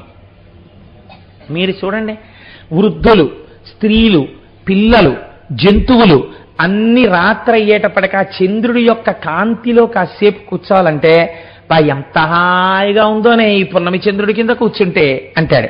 ఇంకా కొంచెం భార్యను సంతోష పెట్టాలంటే నీ ముఖమే ఆకాశంలో ఉందనుకున్నానే అంటాడు. మా ప్రాణమూర్తి గారు లాంటి వాళ్ళు అయితే ఆశువుగా కవిత్వం చెప్పేస్తారు. కాబట్టి ఇప్పుడు చంద్రుడు మీకు ఆనందము నీయగలడు. మీరు చూడండి, చంటి పిల్లలు అన్నం తినకపోతే పూర్వకాలంలో తల్లులు బయటికి తీసుకొచ్చి చందమామ రావే జాబిల్లి రావే అని చక్కగా పాట పాడుతూ చందమామ మీద కథలు చెప్తూ వాళ్ళకి అన్నం పెట్టేవారు. ఇప్పుడు చందమామ కనపడ్డు, అన్ని అపార్ట్మెంట్లు ఫ్లాట్లే కదా. అసలు చందమామ కనపడ్డు, చందమామ రావే జాబిల్లి రావే పాట వచ్చిన తల్లి లేదు, గొడవే లేదు. అందుకని వాడికి ఆనందము లేదు, ఈవిడికి ఈ ఆనందం లేదు. వాడు ఇలా ఇలా వెర్రెక్కిపోతున్న ఆడవాళ్ళందరినీ పరమసాధులుగా దేశం కీర్తించిన వాళ్ళు ఇలా మండిపోతున్నటువంటి రౌద్రమూర్తుల్ని టీవీ స్క్రీన్ మీద చూపిస్తూ వాడికి అన్నం పెడితే వాడు అలాగే తయారవుతున్నాడు. కాబట్టి మనకి ఇప్పుడు అన్నీ టీవీ. చంద్రుడు ఆహ్లాదకారకుడు, పరమ సంతోషాన్ని ఇస్తాడు. రెండవది, ఏమీ తెలియకపోయినా సరే ఆనందాన్ని ఇచ్చేదేదో తెలుసా అండి? సముద్రము. సముద్రం మనకి పక్కనే ఉంది కాబట్టి మనకి తెలియదండి. నేను ఏలూరులో చదువుకున్నాను 10th క్లాస్ వరకు. ఇంటర్మీడియట్ చదువుకోవడానికి ఫస్ట్ టైం విశాఖపట్నం వెళ్ళాను. వెళితే నేను వెళ్ళగానే నేను కోరిన కోరిక ఏంటంటే, ఒరే నాకు సముద్రం చూపించండి రా అని అడిగాను. అడిగితే మా బాబాయ్ గారు అబ్బాయివాడు ఉండేవాడు. వాడు నిన్ను ఒరే నీకు సముద్రం చూపిస్తాను రారా అని తీసుకెళ్తున్నాడు. తీసుకెళ్తుంటే ఆ సముద్రానికి ఇంకా అక్కడెక్కడో ఉంది సముద్రం. ఇక్కడికి వచ్చేటప్పటికే హోరు, ఒక రకమైన పెద్ద హోరు. రే ఏమిట్రా హోరు? సముద్రపు హోరు అన్ని నీకు విచిత్రమే, మేము రోజు చూస్తుంటాం, రా దగ్గరికి చూద్దుగానే అన్నాడు. నేను మొట్టమొదటిసారి నా జీవితంలో సముద్రాన్ని చూసిన అనుభూతి ఇప్పటికి మర్చిపోను. మొట్టమొదట సముద్రం కనపడగానే కన్ను ఎంత దూరం వరకు ఉంటుందో అంత దూరం నీళ్లు, దాని మీద ఓడలు, ఇటు పక్కన కొండ, దానికి పైలెట్గా వెడుతున్నటువంటి పడవలు ఇవన్నీ చూసేటప్పటికీ కాళ్ళు ఆగిపోయి ఒక్కసారి ఆ సముద్రాన్ని చూసేటప్పటికీ ఒక రకమైన పొంగు వచ్చేసింది. మీరు చూడండి, అందుకే కాసేపు బీచ్కి పోదాం ఏంటని కొన్ని వేల మంది బీచ్కి పోతుంటారు సముద్రం ఉన్నవాళ్ళు. ఆ బీచ్లో కూర్చున్న సముద్రాన్ని చూస్తుంటే చాలు, ఆ కెరటాలు లేచి వస్తూ పడుతూ పిల్లలు ఆడుకుంటూ పరిగెడుతూ ఎంత ఆనందంగా ఉంటుందో. సముద్రం మీకు ఆనందాన్ని ఇస్తుంది. మూడోది ఏదో తెలుసా అండి సృష్టిలో? ఏనుగు. మీరు వెంకటాచలం వెళ్ళండి, ఏనుగు ఇలా తొండం ఊపుతూ అక్కడ నించుందనుకోండి, ఆ ఏనుగని వెళ్ళిపోరు పిల్లలు. నాన్నగారండి ఏనుగండి నాన్నగారండి. ఇప్పుడైతే ఏనుగు అంటలేదనుకోండి, ఎలిఫెంట్ నాన్నగారండి, ఎలిఫెంట్, టస్కర్, దంతాలు ఉన్నాయంటారు. అంటే ఓసారి అక్కడ ఆగి దానికి ₹1 ఇస్తే మావటి వాడికి ఇచ్చేసి అది ఇలా గుండు మీద చక్కగా ఆశీర్వచనం చేస్తుంది. ఆ ఏనుగు తొండం, ఆ తొండంతో అది చెరుకు తీసుకుని విరిచి నోట్లో పెట్టుకోవడం, ఆ మింగడం, అదేంటి ఆ పెద్ద పెద్ద వెలగపళ్ళు కూడా మనందరం ఇలా తింటాం. ఏనుగు ఒక్కటి ఇలా తింటుంది, నోరు కిందకుంటుంది. అది ఇలా తొండం ఊపి ఇంత గడ్డి చక్కగా తీసి ఇలా సున్నా చుట్టినట్టు చుట్టి ఇలా అని పట్టుకుంటుంది చక్కగా, పరకలు పడిపోకుండా ఇలా అని ఆ పరకలు పట్టుకుని ఓ కట్టలా ఎత్తి అలా నోరు తెరిస్తే ఇలా ముందుకో త్రిభుజాకారపు ప్రొజెక్షన్ ఉంటుంది, అందులోంచి నాలుక కనపడుతుంటుంది. అందులోకి అలా తోపుకుని తొండం వదిలేస్తే అని ఆ గడ్డి అంతటిని ఇలా మింగేస్తుంటే అలా మీరు చూస్తుంటే ఏనుగు తినడం, ఏనుగు నడవడం, ఇంతంత కాళ్ళు అంతంత గోళ్ళు ఆల్చిప్పల్లాగా, దాని కుంభస్థలం, మావటి మాట వినడం మనకి చాలా చిత్రంగా ఉంటుంది. ఏనుగుని చూస్తే చాలా సంతోషం కలుగుతుంది కదండి. అందుకని మీరు గణపతి పూజ ఏం చేయాలి? ఆయన్ని చూస్తూ కూర్చుంటే చాలు. అందుకే మీకు లోకంలో ఆబాల గోపాలం అనగా పిల్లలతో సహా ఇష్టపడే దేవతా స్వరూపాలు రెండే ఉన్నాయి. ఒకటి గణపతి, 2 హనుమ. మీరు చూడండి, కోతి కనపడింది అనుకోండి, నాన్నగారండి హనుమాన్ అని పిల్లలు దండం పెట్టేసి సంతోషపడిపోతారు. సుందరకాండ, హనుమంతుడి చేష్టితములు రామాయణంలో చూపిస్తుంటే, హనుమంతుడి కథలు వింటుంటే ఎంత ఇష్టమో. చిన్నతనంలో మా పిల్ల అన్నం తినకపోతే, అమ్మా అన్నం తినంటే, నాన్నగారండి ఒక్కసారి మధువన భంజనం అనడం దానికి రాదు, నాన్నగారండి కేచిత్ పాడితే తింటాను. గాయంతి కేచిత్, ప్రణమంతి కేచిత్, నృత్యంతి కేచిత్, ప్రహసంతి కేచిత్, పతంతి కేచిత్, ప్రలపంతి కేచిత్ అని మధువన భంజనం మీరు శ్లోకాలు చెప్తుంటే అది పెద్ద పెద్ద నవ్వులు నవ్వి ముద్దలు మింగేసేది. కాబట్టి పిల్లలకి కూడా హనుమ అన్న గణపతి అన్న ఎంత ఇష్టమో చెప్పలేము. కాబట్టి ఇప్పుడు ఈశ్వరుడు ఎంత ఉదారుడో చూడండి. ఆయన ఎంత ఉదారుడో మనకి విఘ్నాలు తీయడానికి తన కుమారుడికి కూడా అటువంటి తలకాయ పెట్టాడు. మంగళప్రదమైంది. మీరు ఎప్పుడు చూసినా ఏనుగు తలకాయ కనపడితే అది మంగళప్రదం. ఆఖరికి కలలోకి ఏనుగు వచ్చినా సరే మంగళప్రదం. అది ఆ పరమ శుభప్రదమైనటువంటి స్వప్నం. కాబట్టి ఇప్పుడు మీరు ఆయన్ని పూజ చేయడం మీకు ఎంతో మంగళప్రదం. ఇంట్లో చక్కటి గణపతి ఫోటో ఒకటి ఉండి మీరు రోజు కాసేపు ఆ గణపతి ఫోటో వంక అలా చూస్తున్నారు అనుకోండి, రేపు మీకు మనవడు పుడతాడు. ఇందులో చాలా మందికి పుట్టే ఉంటారు. ఆ మనవడు తొడ మీద కూర్చుని తాతగారండి ఆయన ఎవరండి, తాతగారండి ఆ తొండం ఏంటి తాతగారండి అని అందులో పిల్లలు దగ్గరికి వెళ్ళి ఇలా వేలు పెట్టి చూపిస్తారు చిన్ని వేళ్లతోటి. ఇదేంటి తాతగారండి, తిరుపతిలో చూసిన తొండం ఈయనకుంది, ఈయనేంటి తాతగారండి అంటే మీరు ఆ తొండం గురించి అగజానన పద్మార్కం గజానన మహర్నిశం అనేకదంతం భక్తానాం ఏకదంతముపాస్మహే. ఆ ఒక్కదంతం ఉన్నవాడున్నాడే వాడు అగజానన పద్మార్కం. పర్వతరాజపుత్రి అయిన పార్వతీదేవి యొక్క ముఖమనబడేటటువంటి పద్మము అరవిరిసేటట్టుగా చేయగలిగిన సూర్యుడురా. పొంగిపోతుంది అమ్మవారు ఆయన్ని పొగిడితే. అమ్మ శక్తినిస్తుందిరా, నీకు చదివిస్తుందిరా. అనేకదంతం కాదు దాని అర్థం, అనేకదంతం. మీకు అనేక కోర్కెలను ఏకకాలమునం తీయగలిగినటువంటి వాడు. భక్తానాం భక్తులకు ఏకదంతం ఒక్కదంతం ఉన్నవాడిని ఉపాస్మహే ఉపాసన చేయుచున్నాను. ఎప్పుడు? సర్వకాలములయందు అని మీరు ఆయన్ని చూసి పడుకున్నారనుకోండి, ఏనుగు కల్లోకి వస్తే అదృష్టవంతుడు మీరు. కనుక అటువంటి స్వరూపం ఉన్నటువంటి వాడు. మీరు చూడండి, అన్నిటికన్నా చిత్రం ఏమిటంటే గణపతి స్వరూపంలో ఎలుక వాహనం. ఈయన శరీరం అంతా, ఎలుకేమో వాహనం. నేను లూనా ఎక్కితేనే ఎలా ఉంటుందో అలా ఉంటుంది గణపతి ఎలుక మీదకి ఎక్కితే. అయితే ఎలుక వాహనం ఏమిటండి మన వాళ్ళకి తెలీదా? ఏమిటి ఋషులు పెట్టేటప్పుడు అయ్యో ఈయనకి ఏమైనా కాస్త పెద్ద వాహనం ఇద్దామని చెప్పి లోకంలో కాస్త పెద్ద శరీరం ఉన్న ఏ ఖడ్గమృగం లాంటి దానిలో తీసుకొచ్చి పెట్టచ్చు కదా. పెట్టకుండా ఎలకని పెట్టారేమిటి అంటే మనం ఏమనుకుంటామంటే ఋషులకి తలకాయ లేదండి పాపం అనుకుంటాం. ఆ వెనకటికి ఒక ఆయన ఒక విషయం చెప్తుండేవారు. మ్యాథమెటిక్స్ బాగా నేర్చుకున్న ఆయన, ఒక ఆయన లెక్కలు బాగా నేర్చుకున్న ఆయన మంచి వేసంకాలంలో వెళ్ళిపోతూ ఓ మర్రి చెట్టు కింద పడుకున్నట్ట. పడుకుని చల్లటి గాలికి కునుకడుతోంది. అలా పైకి చూశాడు, ఇంతంత మర్రికాయలు ఉన్నాయి. ఆయన అనుకున్నట్ట, పాపం the God is poor in law of proportions. పరమేశ్వరుడికి ఈ ఎంత చెట్టుకి ఎంత కాయ ఉండాలి అన్న విషయంలో కొంచెం జ్ఞానము లేనివాడు, తెలివి తక్కువవాడు. అందుకే ఇంత గుమ్మడి పాదికి ఇంత గుమ్మడికాయ పెట్టాడు, ఇంత పెద్ద మర్రి చెట్టుకి ఇంత కాయ పెట్టాడు. ఆ గుమ్మడికాయ ఇక్కడ ఉండాలి, ఈ మర్రికాయ అక్కడ ఉండాలి. ఆయన తప్పు చేశాడు, ఈశ్వరుడికి లెక్కలు రావు అనుకుని ఇలా కన్ను మూసేట. ఓ మర్రికాయ వచ్చి నిధుడి మీద పడింది. ఆయన లేచి అన్నాడు, ఈశ్వరుడికి లెక్కలు రావడమే కాదు పరమదయాడు, గుమ్మడికాయ ఉంటే నేను చచ్చిపోయి ఉండేవాడిని అన్నాడు. కదండి, అది నీడనిస్తుంది, నలుగురు చేరుతారు. అందుకని దానికి గుమ్మడికాయలు ఈశ్వరుడు పెట్టలేదు. ఈశ్వరుడికి లా ఆఫ్ ప్రపోర్షన్స్ రాక కాదు, ఆయన ఎప్పుడు ఏది చేసినా అందరి సంక్షేమాన్ని ఆలోచిస్తుంటాడు తండ్రి కాబట్టి. కనుక అటువంటి వాడు అని వెంటనే సంతోషించేట. అలా భగవంతుడు కూడా మనకు అంత తేలికైనటువంటి స్వరూపాన్ని ఉపాసన చెయ్యడం కోసం ఇచ్చి మరి ఎలుకని వాహనంగా ఇవ్వడం ఏమిటి అంటే, ఎలుక దొంగతనానికి ప్రతీక, మనతో పాటే ఉంటుంది. మన వస్తువులన్నీ ఎత్తుకుపోతుంటుంది. ఎత్తుకుపోతే గొడవ వదిలిపోతుందండి అక్కడతో. దానికి ఉన్న చాలా సంతోషకరమైన అలవాటు ఏమిటో తెలుసా అండి? నేను ఏలూరులో ఒకసారి మా అన్నయ్య ఇంటికి వెళ్ళాను. దిక్కుమాలిన అనుభవాలన్నీ నాకే ఉంటాయో ఏమిటో లోకంలో. నేను మొట్టమొదటిసారి విమానం ఎక్కాను. ఒకసారి నాతో చాలా మాటలు విమానం ఎక్కడం అలవాటైనటువంటి మోహన్ గారు ఎక్కారు. ఎక్కితే మేమిద్దరం కలిసి హైదరాబాద్ నుంచి విశాఖపట్నంలో విమానం దిగిపోదామని బొంబాయి నుంచి వస్తూ హైదరాబాద్లో విమానం ఎక్కి విశాఖపట్నం వెళ్ళాం. ఆ విమానం విశాఖపట్నం మీద చక్కర్లు కొట్టి వెనక్కి తిరిగిపోయి అనౌన్స్మెంట్ వచ్చింది, విశాఖపట్నంలో ఎయిర్పోర్ట్ కనపట్టలేదు, అందుకని విమానం మళ్ళీ హైదరాబాద్ వెళ్ళిపోతుందని చెప్పింది. ఆయన అన్నారు, నేను ఇన్ని 100 మార్లు ఎక్కారు కానీ నాకు ఇలాంటి అనుభవం లేదు, కోటేసారి మొదటిసారి నీకు ఇన్ని అనుభవాలు ఏమిటన్నారు. అలా ఇలాంటివన్నీ నాకే చెప్తుంటాడో ఈశ్వరుడు.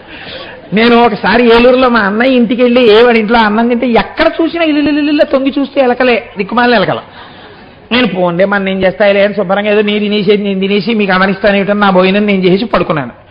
పడుకున్నప్పుడు వాడు చెప్పకపోయినా గొడవ వదిలిపోయేది. వాడు అన్నాడు, ఉరాయ్ జాగ్రత్త అని రాత్రి పడుకున్నప్పుడు అన్నాడు. ఏ అన్నాను అంటే, ఎలకలు రాత్రుళ్ళు వేళ్లు కొరికేస్తాయి రోయ్ అన్నాడు. అంటే ఇంకా చాలు, ఆ ఒక్క మాట చాలు, ఇంకేం నిద్రపడుతుంది. వెనకటికో గురువు గారు ఒకడు వచ్చి శిష్యుడు తినేస్తున్నట్ట, నాకు ఎలా సరే లబ్ధి చేకూరేటట్టుగా ఓ మంత్రం ఇవ్వండి అని. ఇంకా విసిగిపోయి, నీకో మంత్రం ఇస్తున్నాను, రోజు 108 మాటలు జపించు. 108 మాటలు జపించినప్పుడు కోతి ఒక్కసారి గుర్తొచ్చినా మంత్రం ఫలించడు. వాడికి 108 చేద్దామని కూర్చోగానే ముందు కోతే గుర్తొచ్చేది, గుర్తు రాకూడదు. కాబట్టి ఎప్పుడు ఏ గురువుగారి దగ్గరికి వెళ్ళడం, నాకు ఈ కోరిక తీరలేదని, కోతి గుర్తు రాకుండా మంత్రం చేస్తే కదూ అలా. కాబట్టి ఇప్పుడు ఈ ఎలుక దొంగతనానికి ప్రసిద్ధి. దిక్కుమాలినలకు అన్నీ ఎత్తుకుపోతూ ఉంటుంది ఆ ఇంట్లోంచి. దానికి అవసరము లేదు, అనవసరము లేదు. చిన్నప్పుడు మా అమ్మ నాగులు చవితి చేసి ఇంట్లో నాగేంద్రుడిని పెట్టి పూజ చేస్తే నాగేంద్రుడు ఎత్తుకుపోయేది. నాగేంద్రుడు ఎలకని ఎత్తుకుపోవాలి, ఎలక నాగేంద్రుడిని ఎత్తుకుపోయేది. ఆ తర్వాత ఏదో అది డ్రై అయిపోయిన తర్వాత శుభ్రంగా పాలు గీలు నాకేసి వదిలిపెట్టేస్తుండేది అనుకోండి. కాబట్టి ఎలుక దొంగతనమునకు ప్రసిద్ధి ప్రధానంగా. మన బతుకు అంతే కదండి, ఈశ్వరుడు అన్నీ ఇస్తే వాడివి కాదు ఇవన్నీ నావే అంటుండడం. కాబట్టి దొంగ బతుకు మంది. ఈ దొంగ బతుకు వేరొక దొంగ బతుకుగా మారుస్తాట ఆయన కింద చేరితే, అంటే ఆయన్ని వహించడం మొదలు పెడితే. ఏ దొంగతనం ఇస్తాట? 10 మంది హృదయాల్ని కొల్లగొట్టగలిగిన దొంగతనం పొందుతాట. అంటే ఈశ్వరాభిముఖుడై భగవద్భక్తి చేత తాను మాట్లాడిన మాటలకు పరవశులై ఇంతమంది హృదయాల్ని తాను కొల్లగొట్టే దొంగ అవుతాట. ఎందుకని? భగవంతుణ్ణి భరించాడు. ఇప్పుడు ఈ దొంగ ఇలాంటి దొంగగా మారుతాట. ఇలా మారడానికి ఎలక విఘ్నేశ్వరుణ్ణి వహించింది.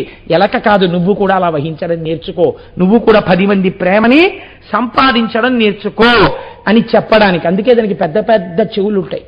చెవుల్ని చూడండి, ఏనుగు చెవుల్ని దేంతో పోలుస్తారు? విషిని కర్రలు అంటారు. లేకపోతే చాటల్లాంటి చెవులండి అంటారు. చాట ఏం చేస్తుందండి?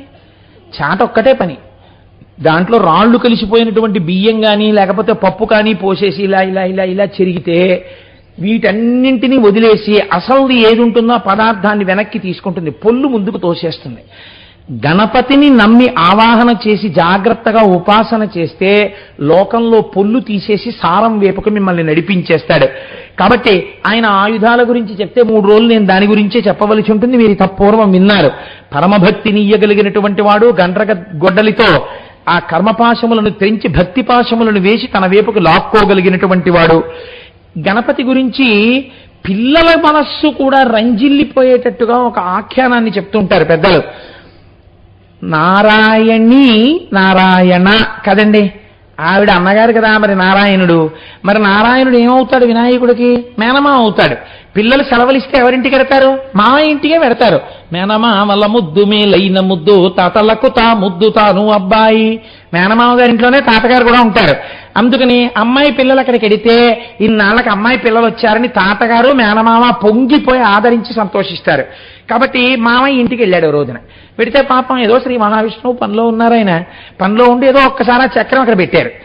ఈయన ఏం చేశాడు, అటు ఇటు చూసి ఇదేదో బాగానే ఉందని తొండంతో తీసి అలా నోట్లో పెట్టుకుని గుటుక్కుని మింగేశాడు. ఆ చక్రం లోపలికి వెళ్ళిపోయింది. ఆయన అట్నుంచి వచ్చి ఇట్నుంచి వచ్చి గబుక్కులను రాక్షస సంహారం చేయడానికి ఎక్కడుంది చక్రం అని వెతికారు, కనపట్టలేదు. ఈయన నవ్వుతున్నారు కూర్చుని. అమ్మమ్మమ్మ పిడుగా మింగేశాడు రా మేనల్లుడు, ఎలా ఈ చక్రం తెప్పించడం అని చూశారట. చూసి మేనల్లుడు కొట్టలేరు, తిట్టబోతే అక్క కూతురు, కొట్టబోతే గర్భిణి, అలాంటి సందం అయిపోయింది ఆయనకి. అందుకని పాపం ఇప్పుడు ఆయన ఏం చేయలేక 4 చేతులతో 2 చెవులు పట్టుకుని గుంజీలు తీశారట వినాయకుడి ముందు. గుంజీలు తీయడం అంటే ఏమిటో వినాయకుడు చూడలేదు అప్పటిదాకా. మొట్టమొదటిసారి మామయ్య గుంజీలు తీస్తుంటే చెవులు పట్టుకుని, మామయ్య అదేంటి ఆ లేవడం ఏంటి, కూర్చోవడం ఏంటి, ఆ చెవులు అట్టుకోవడం ఏమిటని పొర్లి పొర్లి నవ్వడం మొదలెట్టేట కింద పడి. ఈ నవ్వి నవ్వి నవ్వి నవ్వడంలో హుప్ అన్నాడు. ఒక్కసారి ఆ చక్రం బయటికి పడిపోయింది. గభాలన శ్రీ మహావిష్ణువు కూర్చేసుకున్నారు. అందుకని మేనమామ నాట పట్టించిన వాడు అని ఆయనకు ఒక పేరు. పిల్లలు చాలా సంతోషంగా వింటారండి గణపతి కథలు మీరు చెప్తే. అలాగే మనకి తమిళనాట ఒక విచిత్రమైనటువంటి వృత్తాంతం చెప్తుంటారు. అక్కడ అవ్వయ్యార్ అని ఒక వృద్ధురాలు. అవ్వయ్యార్ గురించి చంద్రశేఖర పరమాచార్య స్వామి ఎక్కువ మాట్లాడుతుంటారు. అవ్వయ్యార్ గణపతి ఉపాసన చేసేది. ఆవిడ ఉపాసన చేసేటప్పుడు ఆ అవ్వయ్యార్ వినాయకుడిని పూజ చేస్తోంది. ఈలోగా రాజుగారు, చేరరాజుగారు అనబడేటటువంటి ఆయన, సుందరమూర్తి అనబడేటటువంటి ఒక నాయనారు వచ్చి, మేము కైలాసం వెళ్ళిపోతున్నాం గుర్రాల మీద, నువ్వు వస్తావా అలా తీసుకుపోతామన్నారు. అంటే ఆవిడంది, నేను రాను, నేను వినాయకుడు పూజ చేసుకుంటున్నాను, నాకు కైలాసం కన్నా వినాయకుడి పూజ ఎక్కువ, మీరు వెళ్ళిపోండి అండి. వాళ్ళు వెళ్ళిపోయారు. ఇప్పుడు పూజ అయిపోయింది. ఆ తర్వాత పాపం ఇవిడ కాళ్ళు చాపుకుని అవ్వ కదా అనుకుంది, అయ్యో వాళ్ళు కైలాసం తీసుకెళ్తానంటే వెళ్లకుండా మానేశాను, ఈ పాటికి చక్క కైలాసంలో ఉందని శంకరుడి కొలువులో ఇక్కడ ఉండిపోయాననుకుంది. ఉపాసన చేసిన గణపతి ఉన్నారు కదా, ఆయన గభాలన వచ్చి ఓ భీంకారం చేసి తొండంతో ఆవిడ్ని చుట్టి పట్టుకుని ఇక్కడి నుంచి తొండం ఎత్తి అక్కడ కైలాసంలో కూర్చోబెట్టారు. ఇక్కడి నుంచి ఇంకా చేరరాజు గారును ఆ తర్వాత ఆ సుందరమూర్తి ఇంకా కైలాసం చేరలేదు, అవ్వ అక్కడికి చేరిపోయింది. పాప ఆవిడికి మోకాళ్ళ నొప్పులు. ఆవిడ నేను రోజు పూజ చేసే శంకరుడే కదా, కొత్తతనం ఏముందని ఆయన వైపు కాళ్ళు దాపు కూర్చుంది. పార్వతీదేవికి కొంచెం బాధేసింది. ఏమిటి బొత్తిగా ఆయన లోకపూజితుడు మా ఆయన ఇలా కాళ్ళు జాపు కూర్చుంది ఏమిటి అవ్వ అని చెప్పి చెలికెత్తిని పిలిచి చెవిలో చెప్పింది.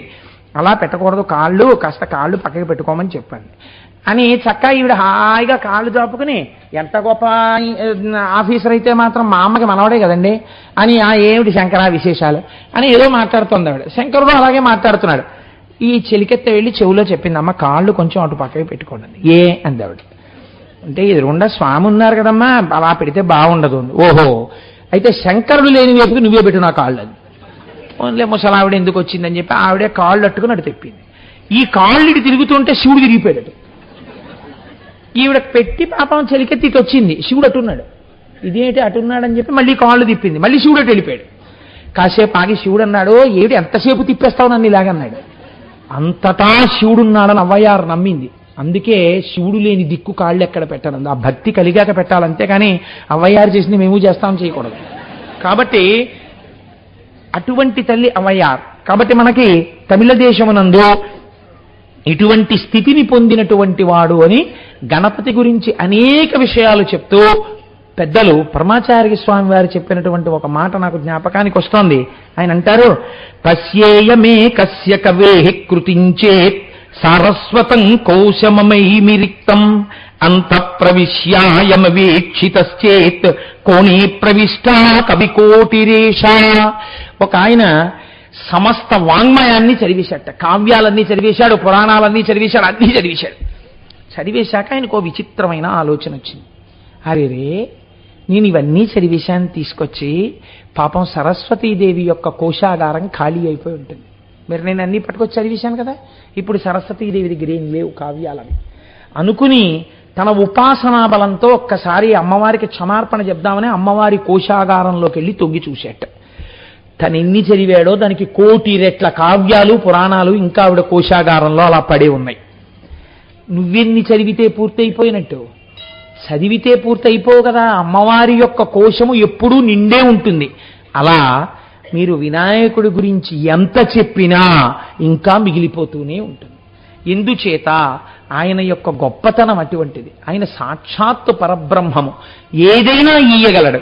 విచిత్రం ఏమిటంటే సవితి తిథి ఆయనకి చాలా ఇష్టమైనటువంటి తిథి. ఇవాళ మనం ఇప్పుడు చెప్పుకున్న తిథి ఏమిటి? సవితి తిథి. సవితి తిథి నాడు శివపురాణాంతర్గతంగా మనం వినాయకోత్పత్తిని గురించి ఇవాళ మాట్లాడుకున్నాం. ఇది కూడా ఈశ్వర సంకల్పమే. అలా సవితి నాడు ఎవరైనా వినాయకుడి గురించి ప్రత్యేకం వింటే విద్యార్థియగు వాడు విద్యను చెందు, ద్రవ్యార్థియౌ నతడు ద్రవ్యంబు చెందు, కన్యార్థియగు వాడు కన్యను పెండ్లాడు, పుత్రార్థియగు వాడు పుత్రులగును, భోగార్థియగు వాడు భోగములం చెందు, మోక్షార్థియగు వాడు ముక్తి నొందు, రాజ్యార్థియగు వాడు రాజ్యమార్జించు, యశోర్థియౌ నాతడు యశముబడయు, రుగ్నుడై కుందునట్టి వాడారోగ్యమందు, రుణభరాక్రాంతుడొందును రుణ విముక్తి, గొప్ప ఇక్కట్టులందు గగ్గోలు పడెడువాడు నిర్వృత్తి చెందును వాస్తవంబు. ఎవరు వినాయకుని యొక్క వృత్తాంతాన్ని చవితినాడు చేతులొగ్గి నమస్కరించి వినాయకోత్పత్తి గురించి వింటున్నారో, పరమ భక్తితో ఆ స్వామికి ఒక్కసారి నమస్కారం చేస్తున్నారో, ఇవాళ అనుకోకుండా శివపురాణాంతర్గతంగా చవితి తిథి నాడు మీరు వినాయకోత్పత్తి గురించి విన్నారు కనుక నేను మీ సౌకర్యం కోసం ఇవాళ ఒక్క 10 నిమిషాల ముందే నా ఉపన్యాసాన్ని పూర్తి చేస్తాను. మీ అందరూ ఇవాళ ఒక్కసారి పైన సింధూరార్చన చేయబడిన ప్రతిష్ఠ చేయబడిన గణపతి ఉన్నారు. మీకు సర్వ అభ్యున్నతులు కలగాలని నేను మనసారా భగవంతుణ్ణి ప్రార్థిస్తాను. చక్కగా మీరందరూ ఇవాళ ఒక్కసారి గణపతి దర్శనం చేసుకుని గృహోన్ముఖులు కండి. మీ అందరి సౌకర్యం నిమిత్తం నేను జ్ఞాపకం పెట్టుకుని ఒక 1/2 గంట ముందే నా ఉపన్యాసాన్ని పూర్తి చేస్తాను. లేకపోతే అర్థం లేదు. ఒక మంచి విషయాన్ని విని దర్శనాన్ని వదులుకోకూడదు కదా. కాబట్టి దర్శనం చేసుకుని వెళ్ళండి.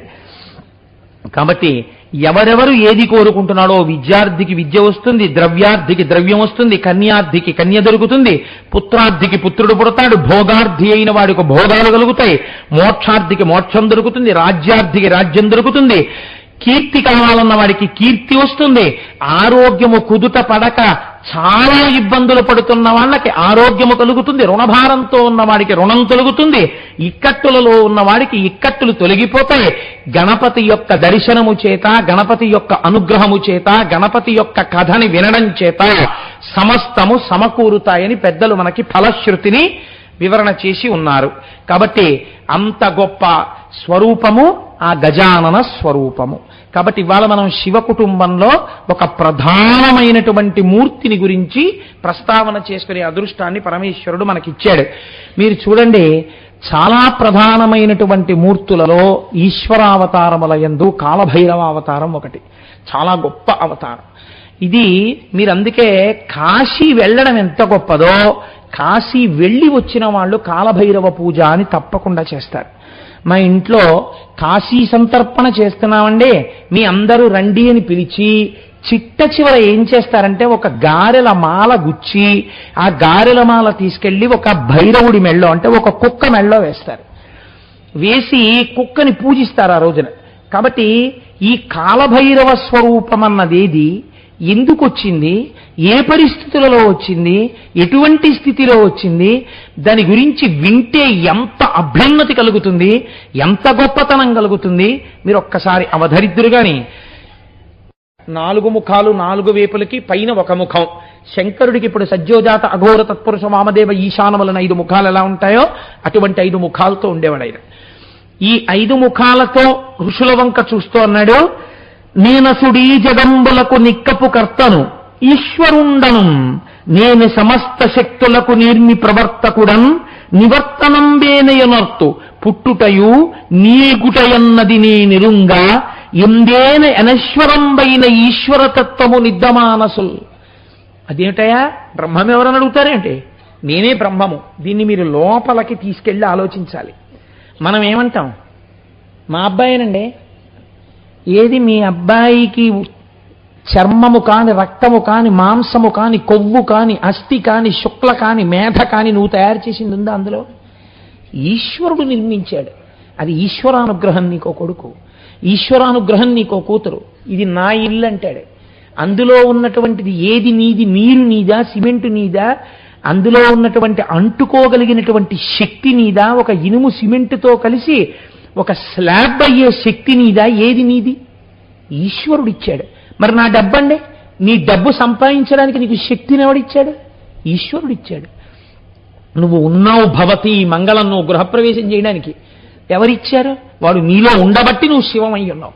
నీదేమిటి? అన్ని నాది నాదంటావే, అన్ని నేను సృష్టించాను, నేను కొన్నాను, నేను పెట్టానంటావే. ఈ అనే ప్రకృతికి బ్రహ్మ అని పేరు. కాబట్టి ఇప్పుడు దారి తప్పిన బ్రహ్మ ఇది. అన్నీ నే చేస్తున్నానంటోంది.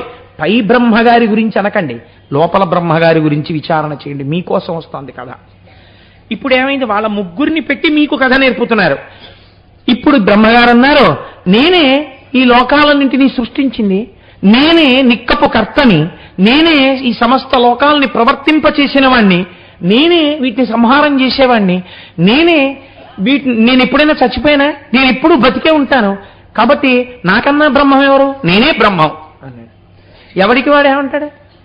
ఇది నాదండి, అది నాదండి, ఇగో ఇదంతా ఈ సైట్లన్నీ నావండి. ఏమయ్యా ఎప్పుడు నీవుగా ఉండిపోతా? ఎందుకు ఉండిపోవండి? వాడంటే తెలివి తక్కువ చచ్చిపోయాడు కానీ నేను చచ్చిపోతానండి, నేను ఇలాగే ఉంటాను, అవన్నీ నావే అంటాడు. ఎవడైనా నేను చచ్చిపోతానండి, అదేంటి ఇవన్నీ నాకు ఉంటాయంటే నేను వెళ్ళిపోతాను, నేను అశాశ్వతం అండి, ఈ శరీరం ఉంటుందా అంటాడేంటి? అలా అంటే వాడు ఇవన్నీ నావన్నీ అండి మహాజ్ఞానం అయిపోతారు అసలు. కాబట్టి ఇప్పుడు ఇవన్నీ నావే, నాకు చావు ఎక్కడుంది అన్నాడు ఆయన. అంటే చిత్రం ఏంటంటే పక్కనున్న శ్రీ మహావిష్ణువు అన్నారు, పొడి ఈ జగంబులను పుట్టక చేసి తీయను కాదే ఈశ్వరుడను యజ్ఞపూరుషుడా సర్వము నిలెడువాడ నేనే నిబ్బరముగ తత్వమావయము పన్నుగ ఇందరిలోన ఇట్లు పెద్దరికము చూపబోకు ఇక తప్పులు పల్కకు నీరజోద్భవ. స్థితికారుడని ఉన్నది ఉన్నట్టు నిలబెట్టడం అదొక లక్షణం. ఇప్పుడు ఆయన అన్నారు, అదేమిట్రోయ్ నా అంత వాణ్ణి నేనంటున్నావు, అసలు నువ్వు పుట్టింది నా నాభికమలంలోంచి కదా, నేనంటూ ఉంటే కదా నువ్వంటూ ఓడు పుట్టుకొచ్చావు. కాబట్టి అసలు నీ అస్తిత్వం నా వల్ల ఉంది. 2, యజ్ఞపూరుషుణ్ణి నేను. నువ్వు చెప్పిన 4 ముఖాలతో చెప్పిన వేదంలోంచి యజ్ఞంలో ఎవరిని ఆరాధిస్తారు? నన్ను ఆరాధిస్తారు. కాబట్టి నేను యజ్ఞపురుషుణ్ణి, అన్నీ ఏలేవాణ్ణి నేను. నిబ్బరంగా తత్వం ఆలోచించు. ఇదేమిటి నీ ఎంతవాణ్ణి నువ్వు అంటున్నావు? నువ్వు కాదు, నేను బ్రహ్మం అన్నారు ఆయన. ఇద్దరికీ ఈ విషయంలో జగడం వచ్చింది. నిజంగా వాళ్ళకి కాదు జగడం, అన్నీ నేనే సృష్టించాను, ఇవన్నీ నా వల్లే ఉన్నాయి. ఇదొక చిత్రం. ఆ లోకం ఎలా ఉంటుందంటే, నేను ఒకసారి ఒకరింటికి వెళ్ళి చాలా ఆశ్చర్యపోయాను. ఆ ఇంట్లో భర్త గారు బాత్రూమ్ దగ్గర కూర్చుని ఉన్నాడు. నేను వెళ్ళేటప్పటికి రండి అన్నయ్య గారు, రెండు అంది ఆవిడ. అంటే వెళ్ళి అమ్మ ఏడి మా స్నేహితుడు ఏడి అమ్మ అంటే, ఆయన్ని పొద్దున్నుంచి బాత్రూమ్ దగ్గర కూర్చోబెట్టామండి అంది. ఏమమ్మా ఏమైంది, ఎందుకు బాత్రూమ్ దగ్గర అన్నాను. నాకు మీకు తెలుసు కదా అన్నయ్య గారు, నాకు ఇంటీరియర్ డెకరేషన్ అన్నా ఇల్లు మెయింటెనెన్స్ అన్నా ప్రాణం అండి. ఆయనకి పొద్దుటి నుంచి వాంతులు, గబుక్కుని ఇక్కడ పడుకున్నారనుకోండి, వాంతి ఆపుకోలేకపోతే ఇల్లు పాడైపోతున్నా, బాత్రూమ్ దగ్గరే కూర్చోబెట్టాను తగ్గే వరకు. సో ఏమైంది, కట్టినవాడు ఎవరో వాడికన్నా దిక్కుమాలిన మెయింటెనెన్స్ ఎక్కువైపోయింది. కాబట్టి ఇదంతా నేను నిర్వహిస్తున్నాను, ఇదంతా నాది అని అదొక వెర్రి. కాబట్టి వాడు అయ్యయ్యో సమయం అంతా అయిపోతోంది, నేను భగవన్నామని చెప్పట్లేదు, నేను కథ విన్నది లేదు, నేను పూజ చేసింది లేదు, నేను గుడికి వెళ్ళింది లేదు, నేను ప్రదక్షిణం చేయలేదని ఏడవడు. వాడి ఏడుతంతా దేనికంటే 5 ఏళ్ళో 6 ఏళ్ళో అయిపోయిన ఇల్లుకి ఎక్కడో పెచ్చు విరిగిందని ఏడుస్తుంటాడు. లేకపోతే రోడ్డు కొంచెం ఎత్తయిందని ఇప్పుడు ఈ ఇంటిని ఇంకొంచెం ఎత్తి ఎలా చేసేయడం అని ఏదో ఈ ఇంటి గురించి ఆలోచిస్తూ ఉంటాడు. లేకపోతే చెట్లు ఇంట్లో ఉంటే ఆకులు రాలవండి. ఇలా కూర్చుని కాసేపు విష్ణు సహస్రం చదవడు.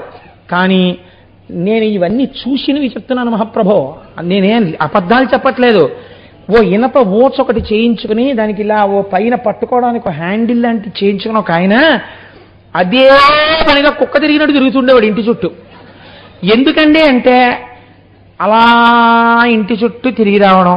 మళ్ళీ ఆయనకు అనుమానం, మందార చెట్టు దగ్గర ఆకులు రాలేయేమో అని. మళ్ళీ వెళ్ళి ఆకు రాలిందనుకోండి వెంటనే దాన్ని పొడవడం.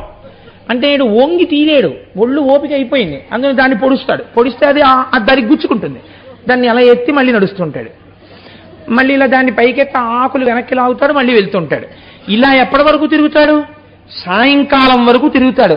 లోకం ఎంత చిత్రంగా ఉంటుందో తెలుసా అండి. మనకు పురాణంలో కథ చెప్తే మనం ముక్కును వేలేసుకుంటాం. నేను ఒక చోట ఉండేవాడిని. నేనున్న చోటుకి ఎదురున ఓ ఇల్లు ఉండేది. ఆ ఇంట్లో పెద్ద చెట్టు ఉండేది. ఆ చెట్టు నీడనిచ్చేది. ఆ నీడ కింద ఒకసారి ఒక ఆయన కారు పెట్టారు. మా దొరగారికి తెలిసి ఈ విషయం. కారు పెడితే ఆయన అన్నాడు, ఇది మా ఇంట్లో చెట్టు నీడ, మీ కారు పెట్టడానికి వీల్లేదు, మీకోసం వచ్చిన వాళ్ళ కారు తీసేయమని. అయ్య బాబాయ్, నేను తెల్లబోయాను. వాళ్ళ ఇంట్లో చెట్టు నీడలో ఎవరి కోసం వచ్చిన కారు పెట్టకూడదన్నాడు. అంటే పోయి ఏమన్నా జగడ ఉందా అంటే ఏం లేదు. అంటే నాది నాది నాది అన్న భావన అలా ఉంటుంది. ఎండలో నించున్న ఆ చెట్టుకు లేదు ఈ భావన, ఈ నీడ నాదని. అది ఎవరైనా నించుంటారని ఇచ్చింది. ఆ నీడ మీద యాజమాన్యం వహిస్తాడు ఒక్కొక్కడు. ఎంత విచిత్రంగా ఉంటుందో చూడండి లోకం. అందుకొచ్చేయండి పురాణాలు. అక్కడ జరిగిందనకండి, వాళ్ళని చూసినప్పుడు ఎందుకు, వాళ్ళందరూ పరబ్రహ్మాలు, వాళ్ళకి కాదు అజ్ఞానం, ఇక్కడుంది అజ్ఞానం. కాబట్టి ఇప్పుడు ఆయన చూసి, నేను రా బ్రహ్మాన్ని, నువ్వు బ్రహ్మం అంటా ఏమిట్రా, పెద్దల ముందులా మాట్లాడకూడదు అన్నారు. అంటే సృష్టికి స్థితికి వచ్చింది దెబ్బలాట. వీళ్ళిద్దరూ ఇలా దెబ్బలాడుకుంటుంటే మధ్యలో ఎవరో చెప్పేవాళ్ళు ఉండాలి కదండి. ఇప్పుడు మీ ఇద్దరు చేస్తున్నది అమాయకత్వం రా, వేరొకడు ఉన్నాడు రా, అసలు రక్షించేవాడన్నవాడు ఉండాలి. రూపాయి కనపడేటప్పటికి పరిస్థితి మారిపోతుందండి. రామకృష్ణ పరమహంస ఎంత అందమైన మాట చెప్పేవారంటే, రాజావారి పట్టపుటేనుగు వెళ్ళిపోతోందిట. వెళ్ళిపోతుంటే ఒక కప్ప, ఓ దిక్కుమాల కప్ప ఆ కిందున్న కన్నంలోంచి బయటికి వచ్చి వచ్చేస్తున్న ఏనుగు అడ్డంగా నిలబడి ఇలా కాలెత్తి, ఇంతోటి కప్ప కాలు ఎంత ఉంటుందండి, ఇంత ఉంటుంది, కాలెత్తి ఏనుక్కి చూపించి, ఇటు వస్తామే పో పక్కకి అందుకే. అంటే వాళ్ళు తెల్లబోయినాడు, ఈ కప్ప ఏమిటి, ఏనుగు వంక చూడడం ఏమిటి, ఏనుగుని దెబ్బలాడడం ఏమిటని పరమహంసని అడిగారు. కప్ప ఏనుగుని దెబ్బలాడుతోంది ఏమిటండి నేను అంటే, ఆయన అన్నారు, చిల్లు జేబున్నవాడు ఒకడు ఇలా వెళ్ళిపోతున్నప్పుడు పావలా కాసు జారి దాని గూట్లో పడింది. ఆ పావలా దొరికినప్పటి నుంచి కప్పకింత అహంకారం వచ్చింది, అది ఏనుగు మీద కాలిస్తుంది. లోకం అలా ఉంటుంది. ఎంత గొప్ప వచ్చిందో చూడండి. పరమహంస మాటలు మీరు వింటే అండి, రామకృష్ణ పరమహంస జీవితం చాలా ఆశ్చర్యంగా ఉంటుంది.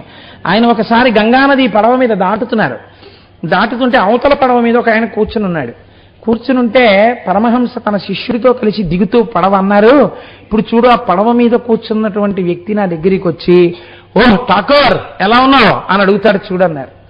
ఈయన 4 అడుగులు వేసేటప్పటికి ఆ వ్యక్తి వచ్చి షేక్ హ్యాండ్ ఇవ్వబోయాడు. Hello Thakur, how are you, ఎలా ఉన్నావు, నువ్వు బాగున్నావా అన్నాడు. బాగున్నానండి మీ దయ వల్ల అని పరమహంస వెళ్ళిపోయాడు. మీరు ఈ విషయం ఎలా చెప్పగలిగారు అని అడిగాను నేను. నీకు జ్ఞాపకం లేదా, ఇతను అస్తమానం మనం ఉన్న ప్రాంగణం దగ్గరికి వచ్చి సాష్టాంగ నమస్కారాలు చేసి, నాకు ఈ దరిద్రం పోయేటటువంటి స్థితిని చూడండి అని నమస్కారాలు చేసేవాడే, వీడికి లాటరీ తగిలి కొంత ఐశ్వర్యం వచ్చింది కాబట్టి ఇప్పుడు వాడు నన్ను నమస్కారం చేయడం మానేశాడు. వాడు నాకు షేక్ హ్యాండ్ ఇచ్చి hello Thakur how are you అంటాడు. వెనక డబ్బు ప్రభావం. కాబట్టి ఎక్కడదండి కథ, అక్కడదా ఇక్కడదా, ఇక్కడి కథ అక్కడదిగా చెప్తారు. అందంగా చెప్పడంలో గమ్మత్తు అక్కడుంది. ప్రతిబింబం నచ్చలేదనుకోండి, మీ ప్రతిబింబం దేని దిద్దాలి, బింబాన్ని దిద్దాలి. ప్రతిబింబం బాగోలేదని అద్దంలో కనపడిన దానికి బొట్టెట్టి ఉపన్యాసానికి వస్తే మీకు బొట్టు ఎక్కడ ఉంటుంది? మీరు బొట్టెట్టుకుంటే ప్రతిబింబానికి బొట్టు ఉంటుంది. మీరు ఈ కథ విని మీ బింబాన్ని దిద్దుకోవాలి, అది ప్రయోజనం. కాబట్టి ఇప్పుడు ఈ సంగ్రామం జరుగుతుంటే మనం ఎందుకు చెప్పడం, వేదాల్ని పిలుద్దాం, వేదాలు చెప్తాయని ఋగ్వేదాన్ని పిలిచారు.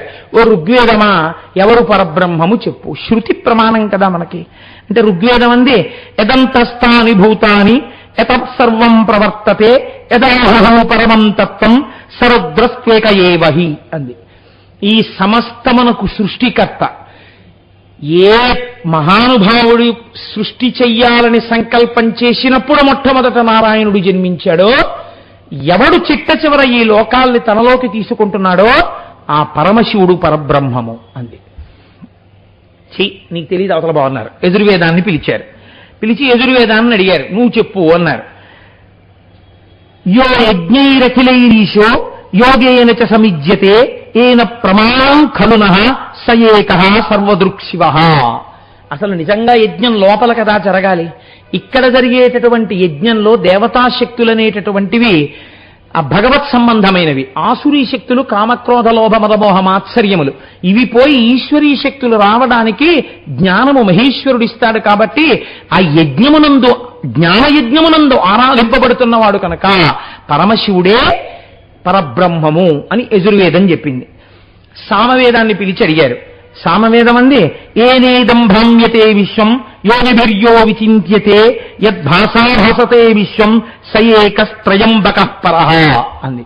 3 కన్నులున్నవాడెవరున్నాడో, ఎవడు ఈ లోకాన్నంతటినీ తిప్పుతున్నాడో, ఈ తిప్పుతున్నవాణ్ణి ఏ యోగులు ఉపాసన చేస్తున్నారో, ఏ యోగులకి ఉపాసన చేత జ్ఞానమునందు తెలియబడుతున్నాడో, ఎవడు అలా తనలో తాను రమిస్తుంటాడో అటువంటి శివుడు పరబ్రహ్మము అని సామవేదం చెప్పింది. అధర్వణ వేదాన్ని పిలిచారు. అధర్వణ వేదం అంది, యం ప్రపశ్యంతి దేవేశం భక్త్యనుగ్రహయా జనాః తమాహరేకం కైవల్యం శంకరం దుఃఖతత్పరం.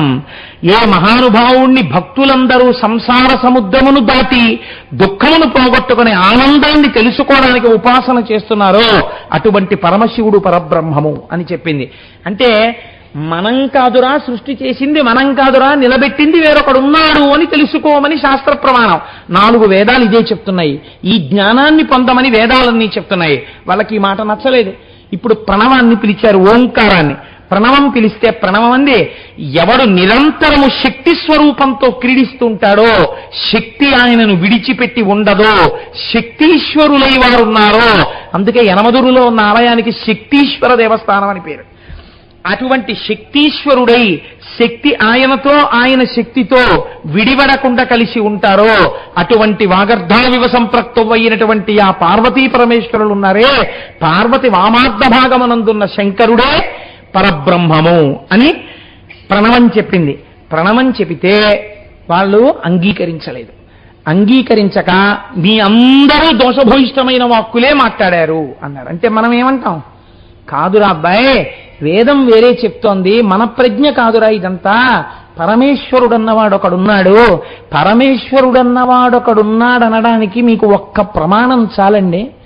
ఈశ్వరుడన్నవాడు లేడు లేడు నేను బలవంతంగా కళ్ళు మూసుకుంటానన్నవాడిని తెరిపించే ప్రయత్నం చెయ్యక్కర్లేదు. ఈశ్వరుడు ఉన్నాడా లేడా మీకు ఒక్కటే ఉదాహరణ. మీరు ఒక గాలిబుడగని తీసుకొచ్చి ఒక చిన్న సూదితో, గుండు సూదితో ఇలా అనండి, ఇంత చిన్న రంధ్రంలోంచి మొత్తం లోపలున్న గాలి బయటికి వెళ్ళిపోయే ప్రయత్నంలో ఫట్ అని పేలిపోతుంది. ఈ శరీరంలో ప్రాణ అపాన వ్యాన ఉదాన సమాన నాగ కూర్మ కృకర ధనంజయ దేవదత్తములన్న 10 వాయువులు తిరుగుతున్నాయి. 10 వాయువులు తిరుగుతున్నటువంటి ఈ శరీరంలో 9 కన్నాలున్నాయి, 2 కళ్ళు, 2 ముక్కులు, 2 చెవులు 6, నోరు 7, మలద్వారం 8, మూత్రద్వారము 9. ఇది కాకుండా స్వేదరంధ్రాలు ఎన్ని ఉన్నాయో. ఇన్ని రంధ్రాలున్న శరీరంలో ఈ వాయువులు ఈశ్వరానుగ్రహం వరకు, ఈశ్వర శాసనం అయ్యే వరకు లోపలికి వెళ్ళి బయటికొచ్చి, లోపలికెళ్ళి బయటికొచ్చి జరుగుతుండవలసింది. ఆయన శాసనం అయిపోతే ఇంకొక్క ఊపిరి నీవు తీయలేవు. ఆక్సిజన్నే పట్టుకొచ్చి పెట్టినా వాడు ఉండడు, వెళ్ళిపోయాడు. ఇన్నాళ్ళు ఊపిరి నువ్వు పీల్చుంటే చచ్చిపోయిన వాళ్ళు చేత కాక ఊపిరి తీయడం మానేశారా? ఊపిరి ఆపగలిగిన శక్తి ఒకటి ఉన్నది, అది నువ్వు నిద్రపోయినప్పుడు కూడా ఊపిరి తీయించుచున్నది. ఆ ఊపిరి తీస్తున్నది ఎవడో నువ్వు ఆలోచించు, వాడు ఈశ్వరుడు. కాబట్టి ఏమిటి మాట్లాడతావు? ఏమిటి సృష్టి, ఏమిటి స్థితి, ఏమిటి? పరబ్రహ్మం ఒకటి ఉంది. ఇది వేదాలు చెప్తున్నది. దాన్ని ఉపాసన చెయ్యి, నాంత వాణ్ణి నేనని ఇలా అనకు. ఈ మాటలు రుచించకపోతే ఇప్పుడు వాణ్ణి ఏమి చెయ్యవలసి ఉంటుంది? దండించవలసి ఉంటుంది ఈశ్వరుడు. కృతజ్ఞుడై ప్రవర్తిస్తున్నాడు కనుక ఒక జన్మ యందు, 2 జన్మల యందు, 10 జన్మల యందు, 100 జన్మల యందు, 1000 జన్మల యందు చూస్తాడు.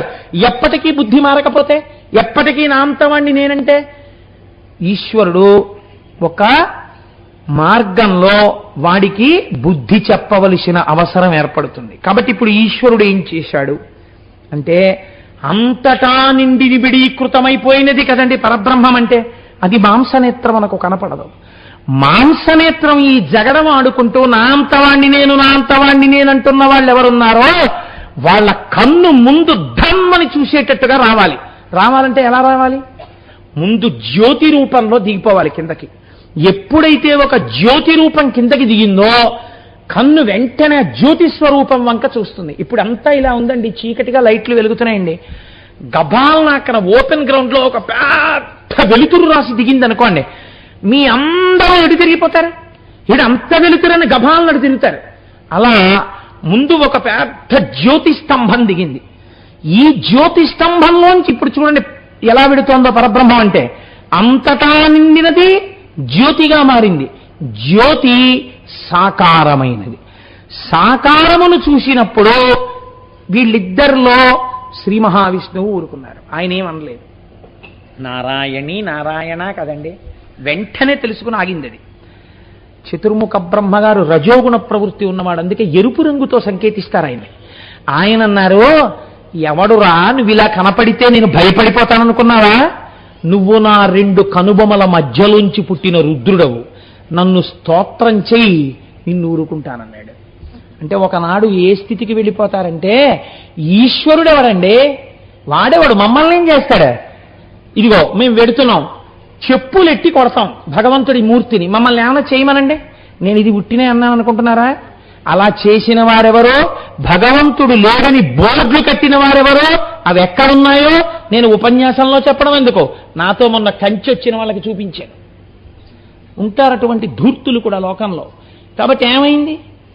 వాళ్ళు తర్వాత దాని స్థితిని అనుభవించి బాధపడ్డారు. ఉత్తర క్షణం వచ్చేయకపోవచ్చు దాని ఫలితం, కానీ వచ్చినప్పుడు బెంగ పెట్టుకుని కుమిలిపోతావు. కాబట్టి ఇప్పుడు ఏమైంది? ఈ మాటలు ఎప్పుడైతే విన్నాడో వీడికి ఇంకా బుద్ధి రాలేదు. కాబట్టి ఇప్పుడు దండించాలి. దండించడానికి ఇప్పుడు అది రూపాన్ని మార్చింది, ఘోర రూపాన్ని పొందింది. ఈ క్రమాన్ని చాలా గొప్పగా చూపించారండి మనకి. ఇది కాలభైరవ తత్వము అన్నారు. ఇది నిర్గుణంలో మొదలవుతుంది. అంతటా ఉన్నది మీకు కనపడదు, నిర్గుణంగా ఉంటుంది. అది గుణాన్ని పొందుతుంది, జ్యోతి అయింది, అక్కడతో ఆగలేదు. అది సాకారమైంది, అక్కడతో ఆగలేదు. దాన్ని ధిక్కరిస్తే ఇప్పుడు ఆ బ్రహ్మం ఏమైంది? ఆ బ్రహ్మాన్ని మీరు జాగ్రత్తగా అర్థం చేసుకుంటే, పార్వతీదేవి చెప్పింది, నువ్వే నాకు తాతవి, నువ్వే నాకు మామవి, నువ్వే నాకు కొడుకువి, ఇన్ని రూపాలు నువ్వు ఉంటావు, ఇన్ని రకాలుగా నీతో నాకు అనుబంధం ఉందండి. ఎందుకని బ్రహ్మము కాబట్టి అది అన్ని అనుబంధాలను పొందుతుంది. నువ్వు ధిక్కరించి ఏదో మాట్లాడితే దాని గురించి. కాబట్టి ఇప్పుడు ఏమైంది అంటే, అది ఒక ఘోర రూపాన్ని పొందింది. దీన్నే చాలా అద్భుతమైన ప్రక్రియలో మనకి చూపిస్తారు. ఓం నమో భగవతే సదాశివాయ సకలతత్వ విదూరాయ సకల లోకైక కర్త్రే సకల లోకైక హర్త్రే సకల లోకైక సంహర్త్రే సకల లోకైక వరప్రదాయ సకల దురితార్తి భంజనాయ సకల జగదభయంకరాయ శశాంఖశేఖరాయ శాశ్వత నిజావాసాయ నిరావాసాయ నిరామయాయ నిష్కలంకాయ నిష్ప్రపంచాయ నిర్ద్వంద్వాయ నిస్సంగాయ నిర్మమాయ నిర్మలాయ నిర్గుణాయ నిరుపమ విభవాయ నిత్య శుద్ధ బుద్ధ పరిపూర్ణ సచ్చిదానందద్వైత పరమ ప్రకాశాయ తేజోరూపాయ తేజోధిపతయే జయ జయ జయ రుద్ర మహారుద్ర వీరభద్రావతార కాలభైరవ కల్పాంత భైరవ కపాలమాలాధర ఖట్వాంగ ఖడ్గ చర్మ పరశు పాశంకుశ ఢమరుక మృగశూల చాప బాణ గదాశక్తి బిందివాల తోమర ముసల ముసుండి ముద్గర ప్రాస పరిఘ పట్టిస శతఘ్నీ చక్రాబ్జాయుధ భీషణకర సహస్రదంస్ట్రాయ కరాళవదన వికటాట్టహాస విస్ఫాటిత బ్రహ్మాండ మండల నాగేంద్రహార నాగేంద్ర వలయ నాగేంద్ర చర్మ నాగేంద్ర కుండల మృణ మృత్యుంజయ విరూపాక్ష విశ్వేశ్వర వృషభవాహన విష విరూపణ మాం రక్షయ రక్షయ ప్రజ్వల ప్రజ్వల చోరాన్ మారయ మారయ మమ శత్రువునుచ్ఛాటయోచ్ఛాటయ శూలేన విదారయ విదారయ కూష్మాండ భూత భేతాల మారీగణ బ్రహ్మ రాక్షస గణాత్ సంత్రాసయ సంత్రాసయ మాలాభయం కురు విత్రస్తం మామాశ్వాసయాశ్వాసయ దుఃఖాతురం మామానందయానందయ క్షుతృషార్థం మామాప్యాయాప్యాయ అమృత కటాక్ష వీక్షణేన మామాలోకయాలోకయ మాం సంజీవయ సంజీవయ నరక భయాన్ మాముద్ధరోద్ధర శివ కవచేన మామాచ్ఛాదయాచ్ఛాయ త్రయంబక సదాశివ పరమశివ నమస్తే నమస్తే నమస్తే నమః అని లోకం నిలబడిపోయింది.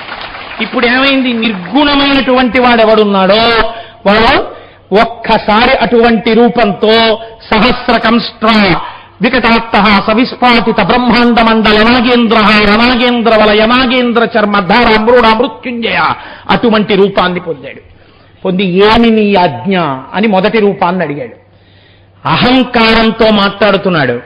జ్యోతిస్వరూపంలో ఆవిర్భవించిన మూర్తిని 5వ తలతో ధిక్కరించాడు. నా 5 తలలు వాడి 5 తలని లెక్క పెట్టాడు. గిల్లే 5వ తలంది. ఇప్పుడు ఈ స్వరూపం ప్రచండ రూపాన్ని పొందింది. దిగంబరమై 5వ తలని తన గోరితో గిల్లేసింది. అలా గిల్లేసిన రూపం ఏదో అది కాలభైరవ స్వరూపం. ఇప్పుడు గిల్లేస్తే 4 తలకాయలు పట్టుకెళ్ళి అమ్మవారి చేతుల కింద పెట్టేశారు బ్రహ్మగారు. పెట్టేసి ఈశ్వరా పొరపాటున నేను అలా మాట్లాడాను, ఎవరు బ్రహ్మమో నాకు ఇప్పుడు అర్థమైంది. ఈశ్వరా నేను చేసినటువంటి పొరపాటు మన్నించి ఉదారుడవై నన్ను కాపాడు అని అడిగితే శంకరుడన్నాడు, నీవు కాలము వలె ప్రకాశించుచున్నావు. కాలం ఎలా వెళ్ళిపోతూ ఉంటుందో అలా ఉంది నీ నడక. నీ నడకలో బ్రహ్మగారి 5వ తల తెగిపోయింది. కాబట్టి నిన్ను ఇవ్వాల్టి నుంచి కాలభైరవ అని పిలుస్తారు. నువ్వు ఎంత గొప్పవాడివైనా చతుర్ముఖ బ్రహ్మగారి 5వ తల తెంపేశావు కాబట్టి నీకు బ్రహ్మహత్యా పాతకం అంటుకుంది. ఈ 5వ తలకాయ పుర్రె చేతిలో పట్టుకుని 12 సంవత్సరములు భిక్షాటన చేసి తిన కపాలంలో. అందువల్ల నీకు బ్రహ్మహత్యా పాతకం పోతుంది. పుట్టేటప్పుడే నీ స్వరూపాన్ని చూసేటప్పటికే లోకమంతా గజగజలాడిపోయింది కాబట్టి నిన్ను భైరవ శబ్దంతో పిలుస్తారు. ఎవడు ఈశ్వరుణ్ణి ధిక్కరించి ఇక్కడ బ్రతుకుతాడో వాడికి ప్రాణోత్క్రమణం అవగానే నువ్వే కనపడవు. దీన్ని భైరవ యాతన అంటారు. హడిలిపోతాడు జీవుడప్పుడు. తనవాడు తనవాళ్ళన్న వాళ్ళని నమ్మి ధిక్కరించాడు కదా, అప్పుడు నువ్వు కనబడదుగానివి. దాన్ని భైరవ యాతన అని పిలుస్తారు.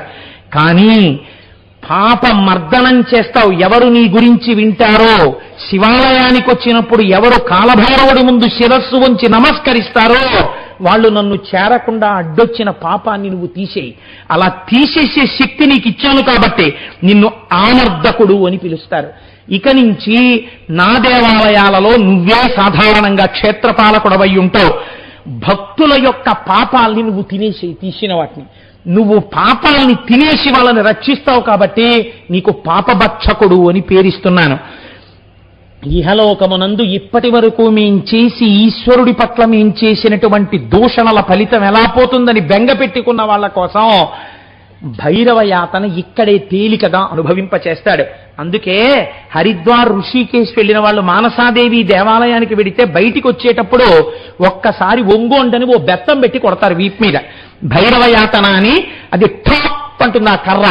దూరం నుంచే చూసి బాబోయ్ దెబ్బ నొప్పెడుతుందేమో అని ఆఖరికి వెళ్ళి ఆ దెబ్బ కొట్టించుకోవడానికి 5 రూపాయలు కట్టాలి తెలుసా అండి.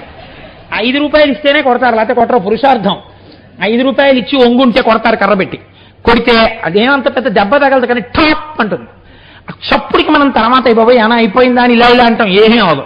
కానీ అక్కడతో పాపాలు పోతాయి. కాబట్టి పాపాలని తినేస్తావు కాబట్టి నిన్ను ఆవర్ధకుడు అని పిలుస్తారు, పాపభక్షణుడు అని పిలుస్తారు. నిన్ను కాశీ క్షేత్రానికి అధిపతిగా ఉంచుతున్నాను. నీ అనుగ్రహం ఉన్నవాళ్లే కాశీ క్షేత్ర ప్రవేశం చేస్తారు. అందుకే మనకి ఆ క్షేత్ర ప్రవేశం ఇచ్చిన క్షేత్రపాలకుడు కనుక, అయ్యా నాకు లోపలికి ప్రవేశింపచేసిన పాపాన్ని దగ్ధం చేశావయ్యా కాలభైరవ అని మహానుభావుడికి ఇక్కడికి రాగానే కాలభైరవ పూజ అని కాశీ నుంచి రాగానే కృతజ్ఞతాభావనతో చేసి ఇన్నాళ్ళు చేసిన తప్పులు ఎలాగో చేశాను, ఒక మంచి పని చేస్తానని అన్న సంతర్పణ చేస్తాడు. అందుకే కాశీ సంతర్పణ చేస్తున్నారండి, కాశీ సంతర్పణ చేస్తున్నారండి అంటారు. కాశీ సంతర్పణకి పిలిస్తే తప్పకుండా వెళ్ళి ఆ కాశీ సంతర్పణలో ప్రసాదం తీసుకుని వస్తారు. మనం తిన్నాంగా మూర్తి గారు. కాబట్టి అటువంటి కాశీ సంతర్పణ నీ పేరు మీద చెయ్యబడుతూ ఉంటుంది అని ఆనాడు పరమేశ్వరుడు కాలభైరవుడికి ఇన్ని వరములను గుప్పించాడు. ఆ మూర్తియే ఇప్పటికీ మనకి ప్రతి దేవాలయంలో, ప్రతి శివాలయంలో ఆయన ఈశ్వరాజ్ఞని ఔదల దాల్చి వచ్చిన వాడు కనుక మహానుభావుడు కాలభైరవ స్వరూపంతో ఉంటాడు. భక్తుల పాలిట కొంగు బంగారం. ఎవడు ఈశ్వర ధిక్కారం చేస్తాడో వాడి పాలిట భైరవ దర్శనంగా కనపడతాడు, భయంకరంగా కనపడతాడు. మీరు చూడండి, ఎంత గొప్పవాడైనా కావచ్చు, అలా వెళ్ళిపోతున్నప్పుడు కుక్క పెద్దగా అరుస్తూ వచ్చి నోరు తెరిచి ఇలా పళ్ళు చూపించింది అనుకోండి, హడిలిపోతాడు. ఇదేంటో కుక్క కరిచేస్తుందో ఏమిటో అని చెప్పేసి. అసలు కుక్క పరిగెత్తుకొచ్చి ఇలా నోరు విప్పేటప్పటికే భయం. మార్నింగ్ వాక్ వెళ్ళే వాళ్ళు అందరూ హ్యాండ్ స్టిక్స్ ఎందుకు పట్టుకెళ్తారనుకుంటున్నారు? కుక్కల భయానికే. కాబట్టి అందుకే మనం స్వరూపమునందు అది రెండు చేస్తుంది. యజమానిని రక్షిస్తుంది, యజమానికి అప్రీతి చేసేవాడిని కరుస్తుంది. అలాగే శివుడి పట్ల మక్కువతో ఉన్నవాడైతే శివుడు ఏమంటాడు? మీరు ఆ ఇంటికి వెళ్ళారనుకోండి, కుక్క వస్తుంది అనుకోండి, చీనోర్మై కోటేశ్వరరావు వస్తాను, దాన్ని అలా తీసుకెళ్ళి కట్టండి అంటాడు. కోటేశ్వరారే అరవకూడదు అంటాడు. అంటే దానికి ఏమర్థం అవుతుందోనండి, మీరు చాలా ఇళ్లలో చూడండి, యజమాని వచ్చి గబగబా మిమ్మల్ని పిలిచి మీకు నమస్కారం చేసి రండి రండి రండి రండి అయ్యా మీరు ఇవాళ మా ఇంటికి వచ్చారని లోపలికి తీసుకెడుతున్నారు అనుకోండి, కుక్క వెంటనే తోకూపేస్తూ నడుము ఊగిపోయేటట్టుగా తోకూపేసి మీ దగ్గరికి వచ్చేస్తుంది. మా యజమాని ప్రీతి పొందినవాడు నాకు కూడా ప్రీతిపాత్రుడే. మరి ఇప్పుడు గేటు దగ్గర చూస్తే అరిచావు శత్రువు అని. అప్పట్లో నీకు నాకు ఏం ఫ్రెండ్షిప్? నేనేం బిస్కెట్ పెట్టానా, నువ్వు నేను చెలిమి చేశానా? అక్కర్లా, మా యజమాని నిన్ను పిలిచాడు, నేను పిలుస్తున్నాను. నువ్వు తప్పు తెలుసుకుని శివానుగ్రహం కోసం శివాలయంలోకి వస్తున్నావు, భైరవుడు తోకూపేస్తాడు. కాబట్టి ఏం చేస్తాడు? మీ పాలిట ప్రసన్నుడైపోతాడు. ఇలా మా పాలిట ప్రసన్నుడైపోయాడు భైరవమూర్తి అని చెప్పడానికే ఆయన మెళ్ళో గారెల దండ వేస్తారు. అంటే మాంసం మినుము యందు ఎక్కువ ఉంటుంది కాబట్టి ఆయన్ని మాంసము చేత ఆరాధన చేసినట్టు ఓ గారెల దండ వేస్తారు. అది అటు ఇటు వెళ్ళి కింద పడేసుకుని ఆ గారెలు తింటే తింటుంది, లేకపోతే లేదు, వేరే విషయం అనుకోండి. అందుచేత కాలభైరవ స్వరూపంగా కాలభైరవాష్టకం పఠంతి ఏ మనోహరం జ్ఞానముక్తి సాధనం విచిత్ర పుణ్యవర్ధనం శోకలోభ దైన్య మోహ కోపతాపనాశనం తే ప్రయాంతి కాలభైరవాంగ్రి సన్నిధిం ధ్రువం. మీరు కాలభైరవాష్టకం చదువుతుంటారు కదా. కాబట్టి ఆ కాలభైరవ స్వరూపం అంత గొప్పది. అందుకే మేము కాశీ వెళ్ళి కాలభైరవ దర్శనం చేసుకున్నాం, మాకేం బెంగళాలనిపించుకోవడానికి రక్ష కూడా కట్టుకుంటారు అని అలతాడు. ఇంకా మా జోలికి ఎవరూ రాలేరు అను తాడు కూడా కడతారు. కాబట్టి ఇన్ని రూపాలుగా ఆ కాలభైరవ స్వరూపం ఆనాడు ఆవిష్కరింపబడినది. ఎవరు ఈ కాలభైరవ స్వరూపం గురించి వింటున్నారో, భక్తితో ప్రణమిల్లుతున్నారో, ఒక్కసారి నమస్కరిస్తున్నారో అటువంటి వారు శివానుగ్రహాన్ని పొందుతారు. కాలభైరవుడు వాళ్ళని ఇబ్బంది పెట్టడు, వాళ్ళు సంతోషంగా ఉంటారు. నేను మిమ్మల్ని ఇవాళ కొంచెం తొందరగా వదిలిపెట్టేస్తాను అని మాట ఇచ్చాను కాబట్టి అన్న మాట ప్రకారం వెనక నేను ఒక గొప్ప ఘట్టాన్ని తీసుకోవలసి ఉన్నప్పటికీ నేను మిమ్మల్ని విడిచిపెట్టేస్తున్నాను. కాబట్టి మీరందరూ చక్కగా సింధూరపూరిత పరిశోభిత గండ యుగ్మం అయా వీళ్ళందరూ వచ్చినప్పుడు ఎక్కువ ఇబ్బంది లేకుండా గబగబా వెళ్ళిపోవడానికి ఏర్పాట్లు చేసేయండి. ముందు జాగ్రత్త కలిగినటువంటి వాళ్ళు అప్పుడే మెట్ల మీద కూర్చుని ఉన్నారు. కాబట్టి నేనమ్మా మిమ్మల్ని ఇబ్బంది పెట్టడానికి ఎప్పుడూ నేను చెప్పను, జ్ఞాపకం పెట్టుకోండి. మిమ్మల్ని ఏదో చెప్పి ఇలా ఇబ్బంది పెట్టేయడం నా ఉద్దేశ్యం కాదు. ఇవాళ చవితి తిథి, మాఘమాసం. ఒక్కసారి గణపతి దర్శనం మీ అందరూ చేసుకునిడితే మీకు అభ్యున్నతి కలగాలి అని నేను చెప్పాను తప్ప మిమ్మల్ని ఇబ్బంది పెట్టడం ఎంత మాత్రమో నా ఉద్దేశ్యం కాదు.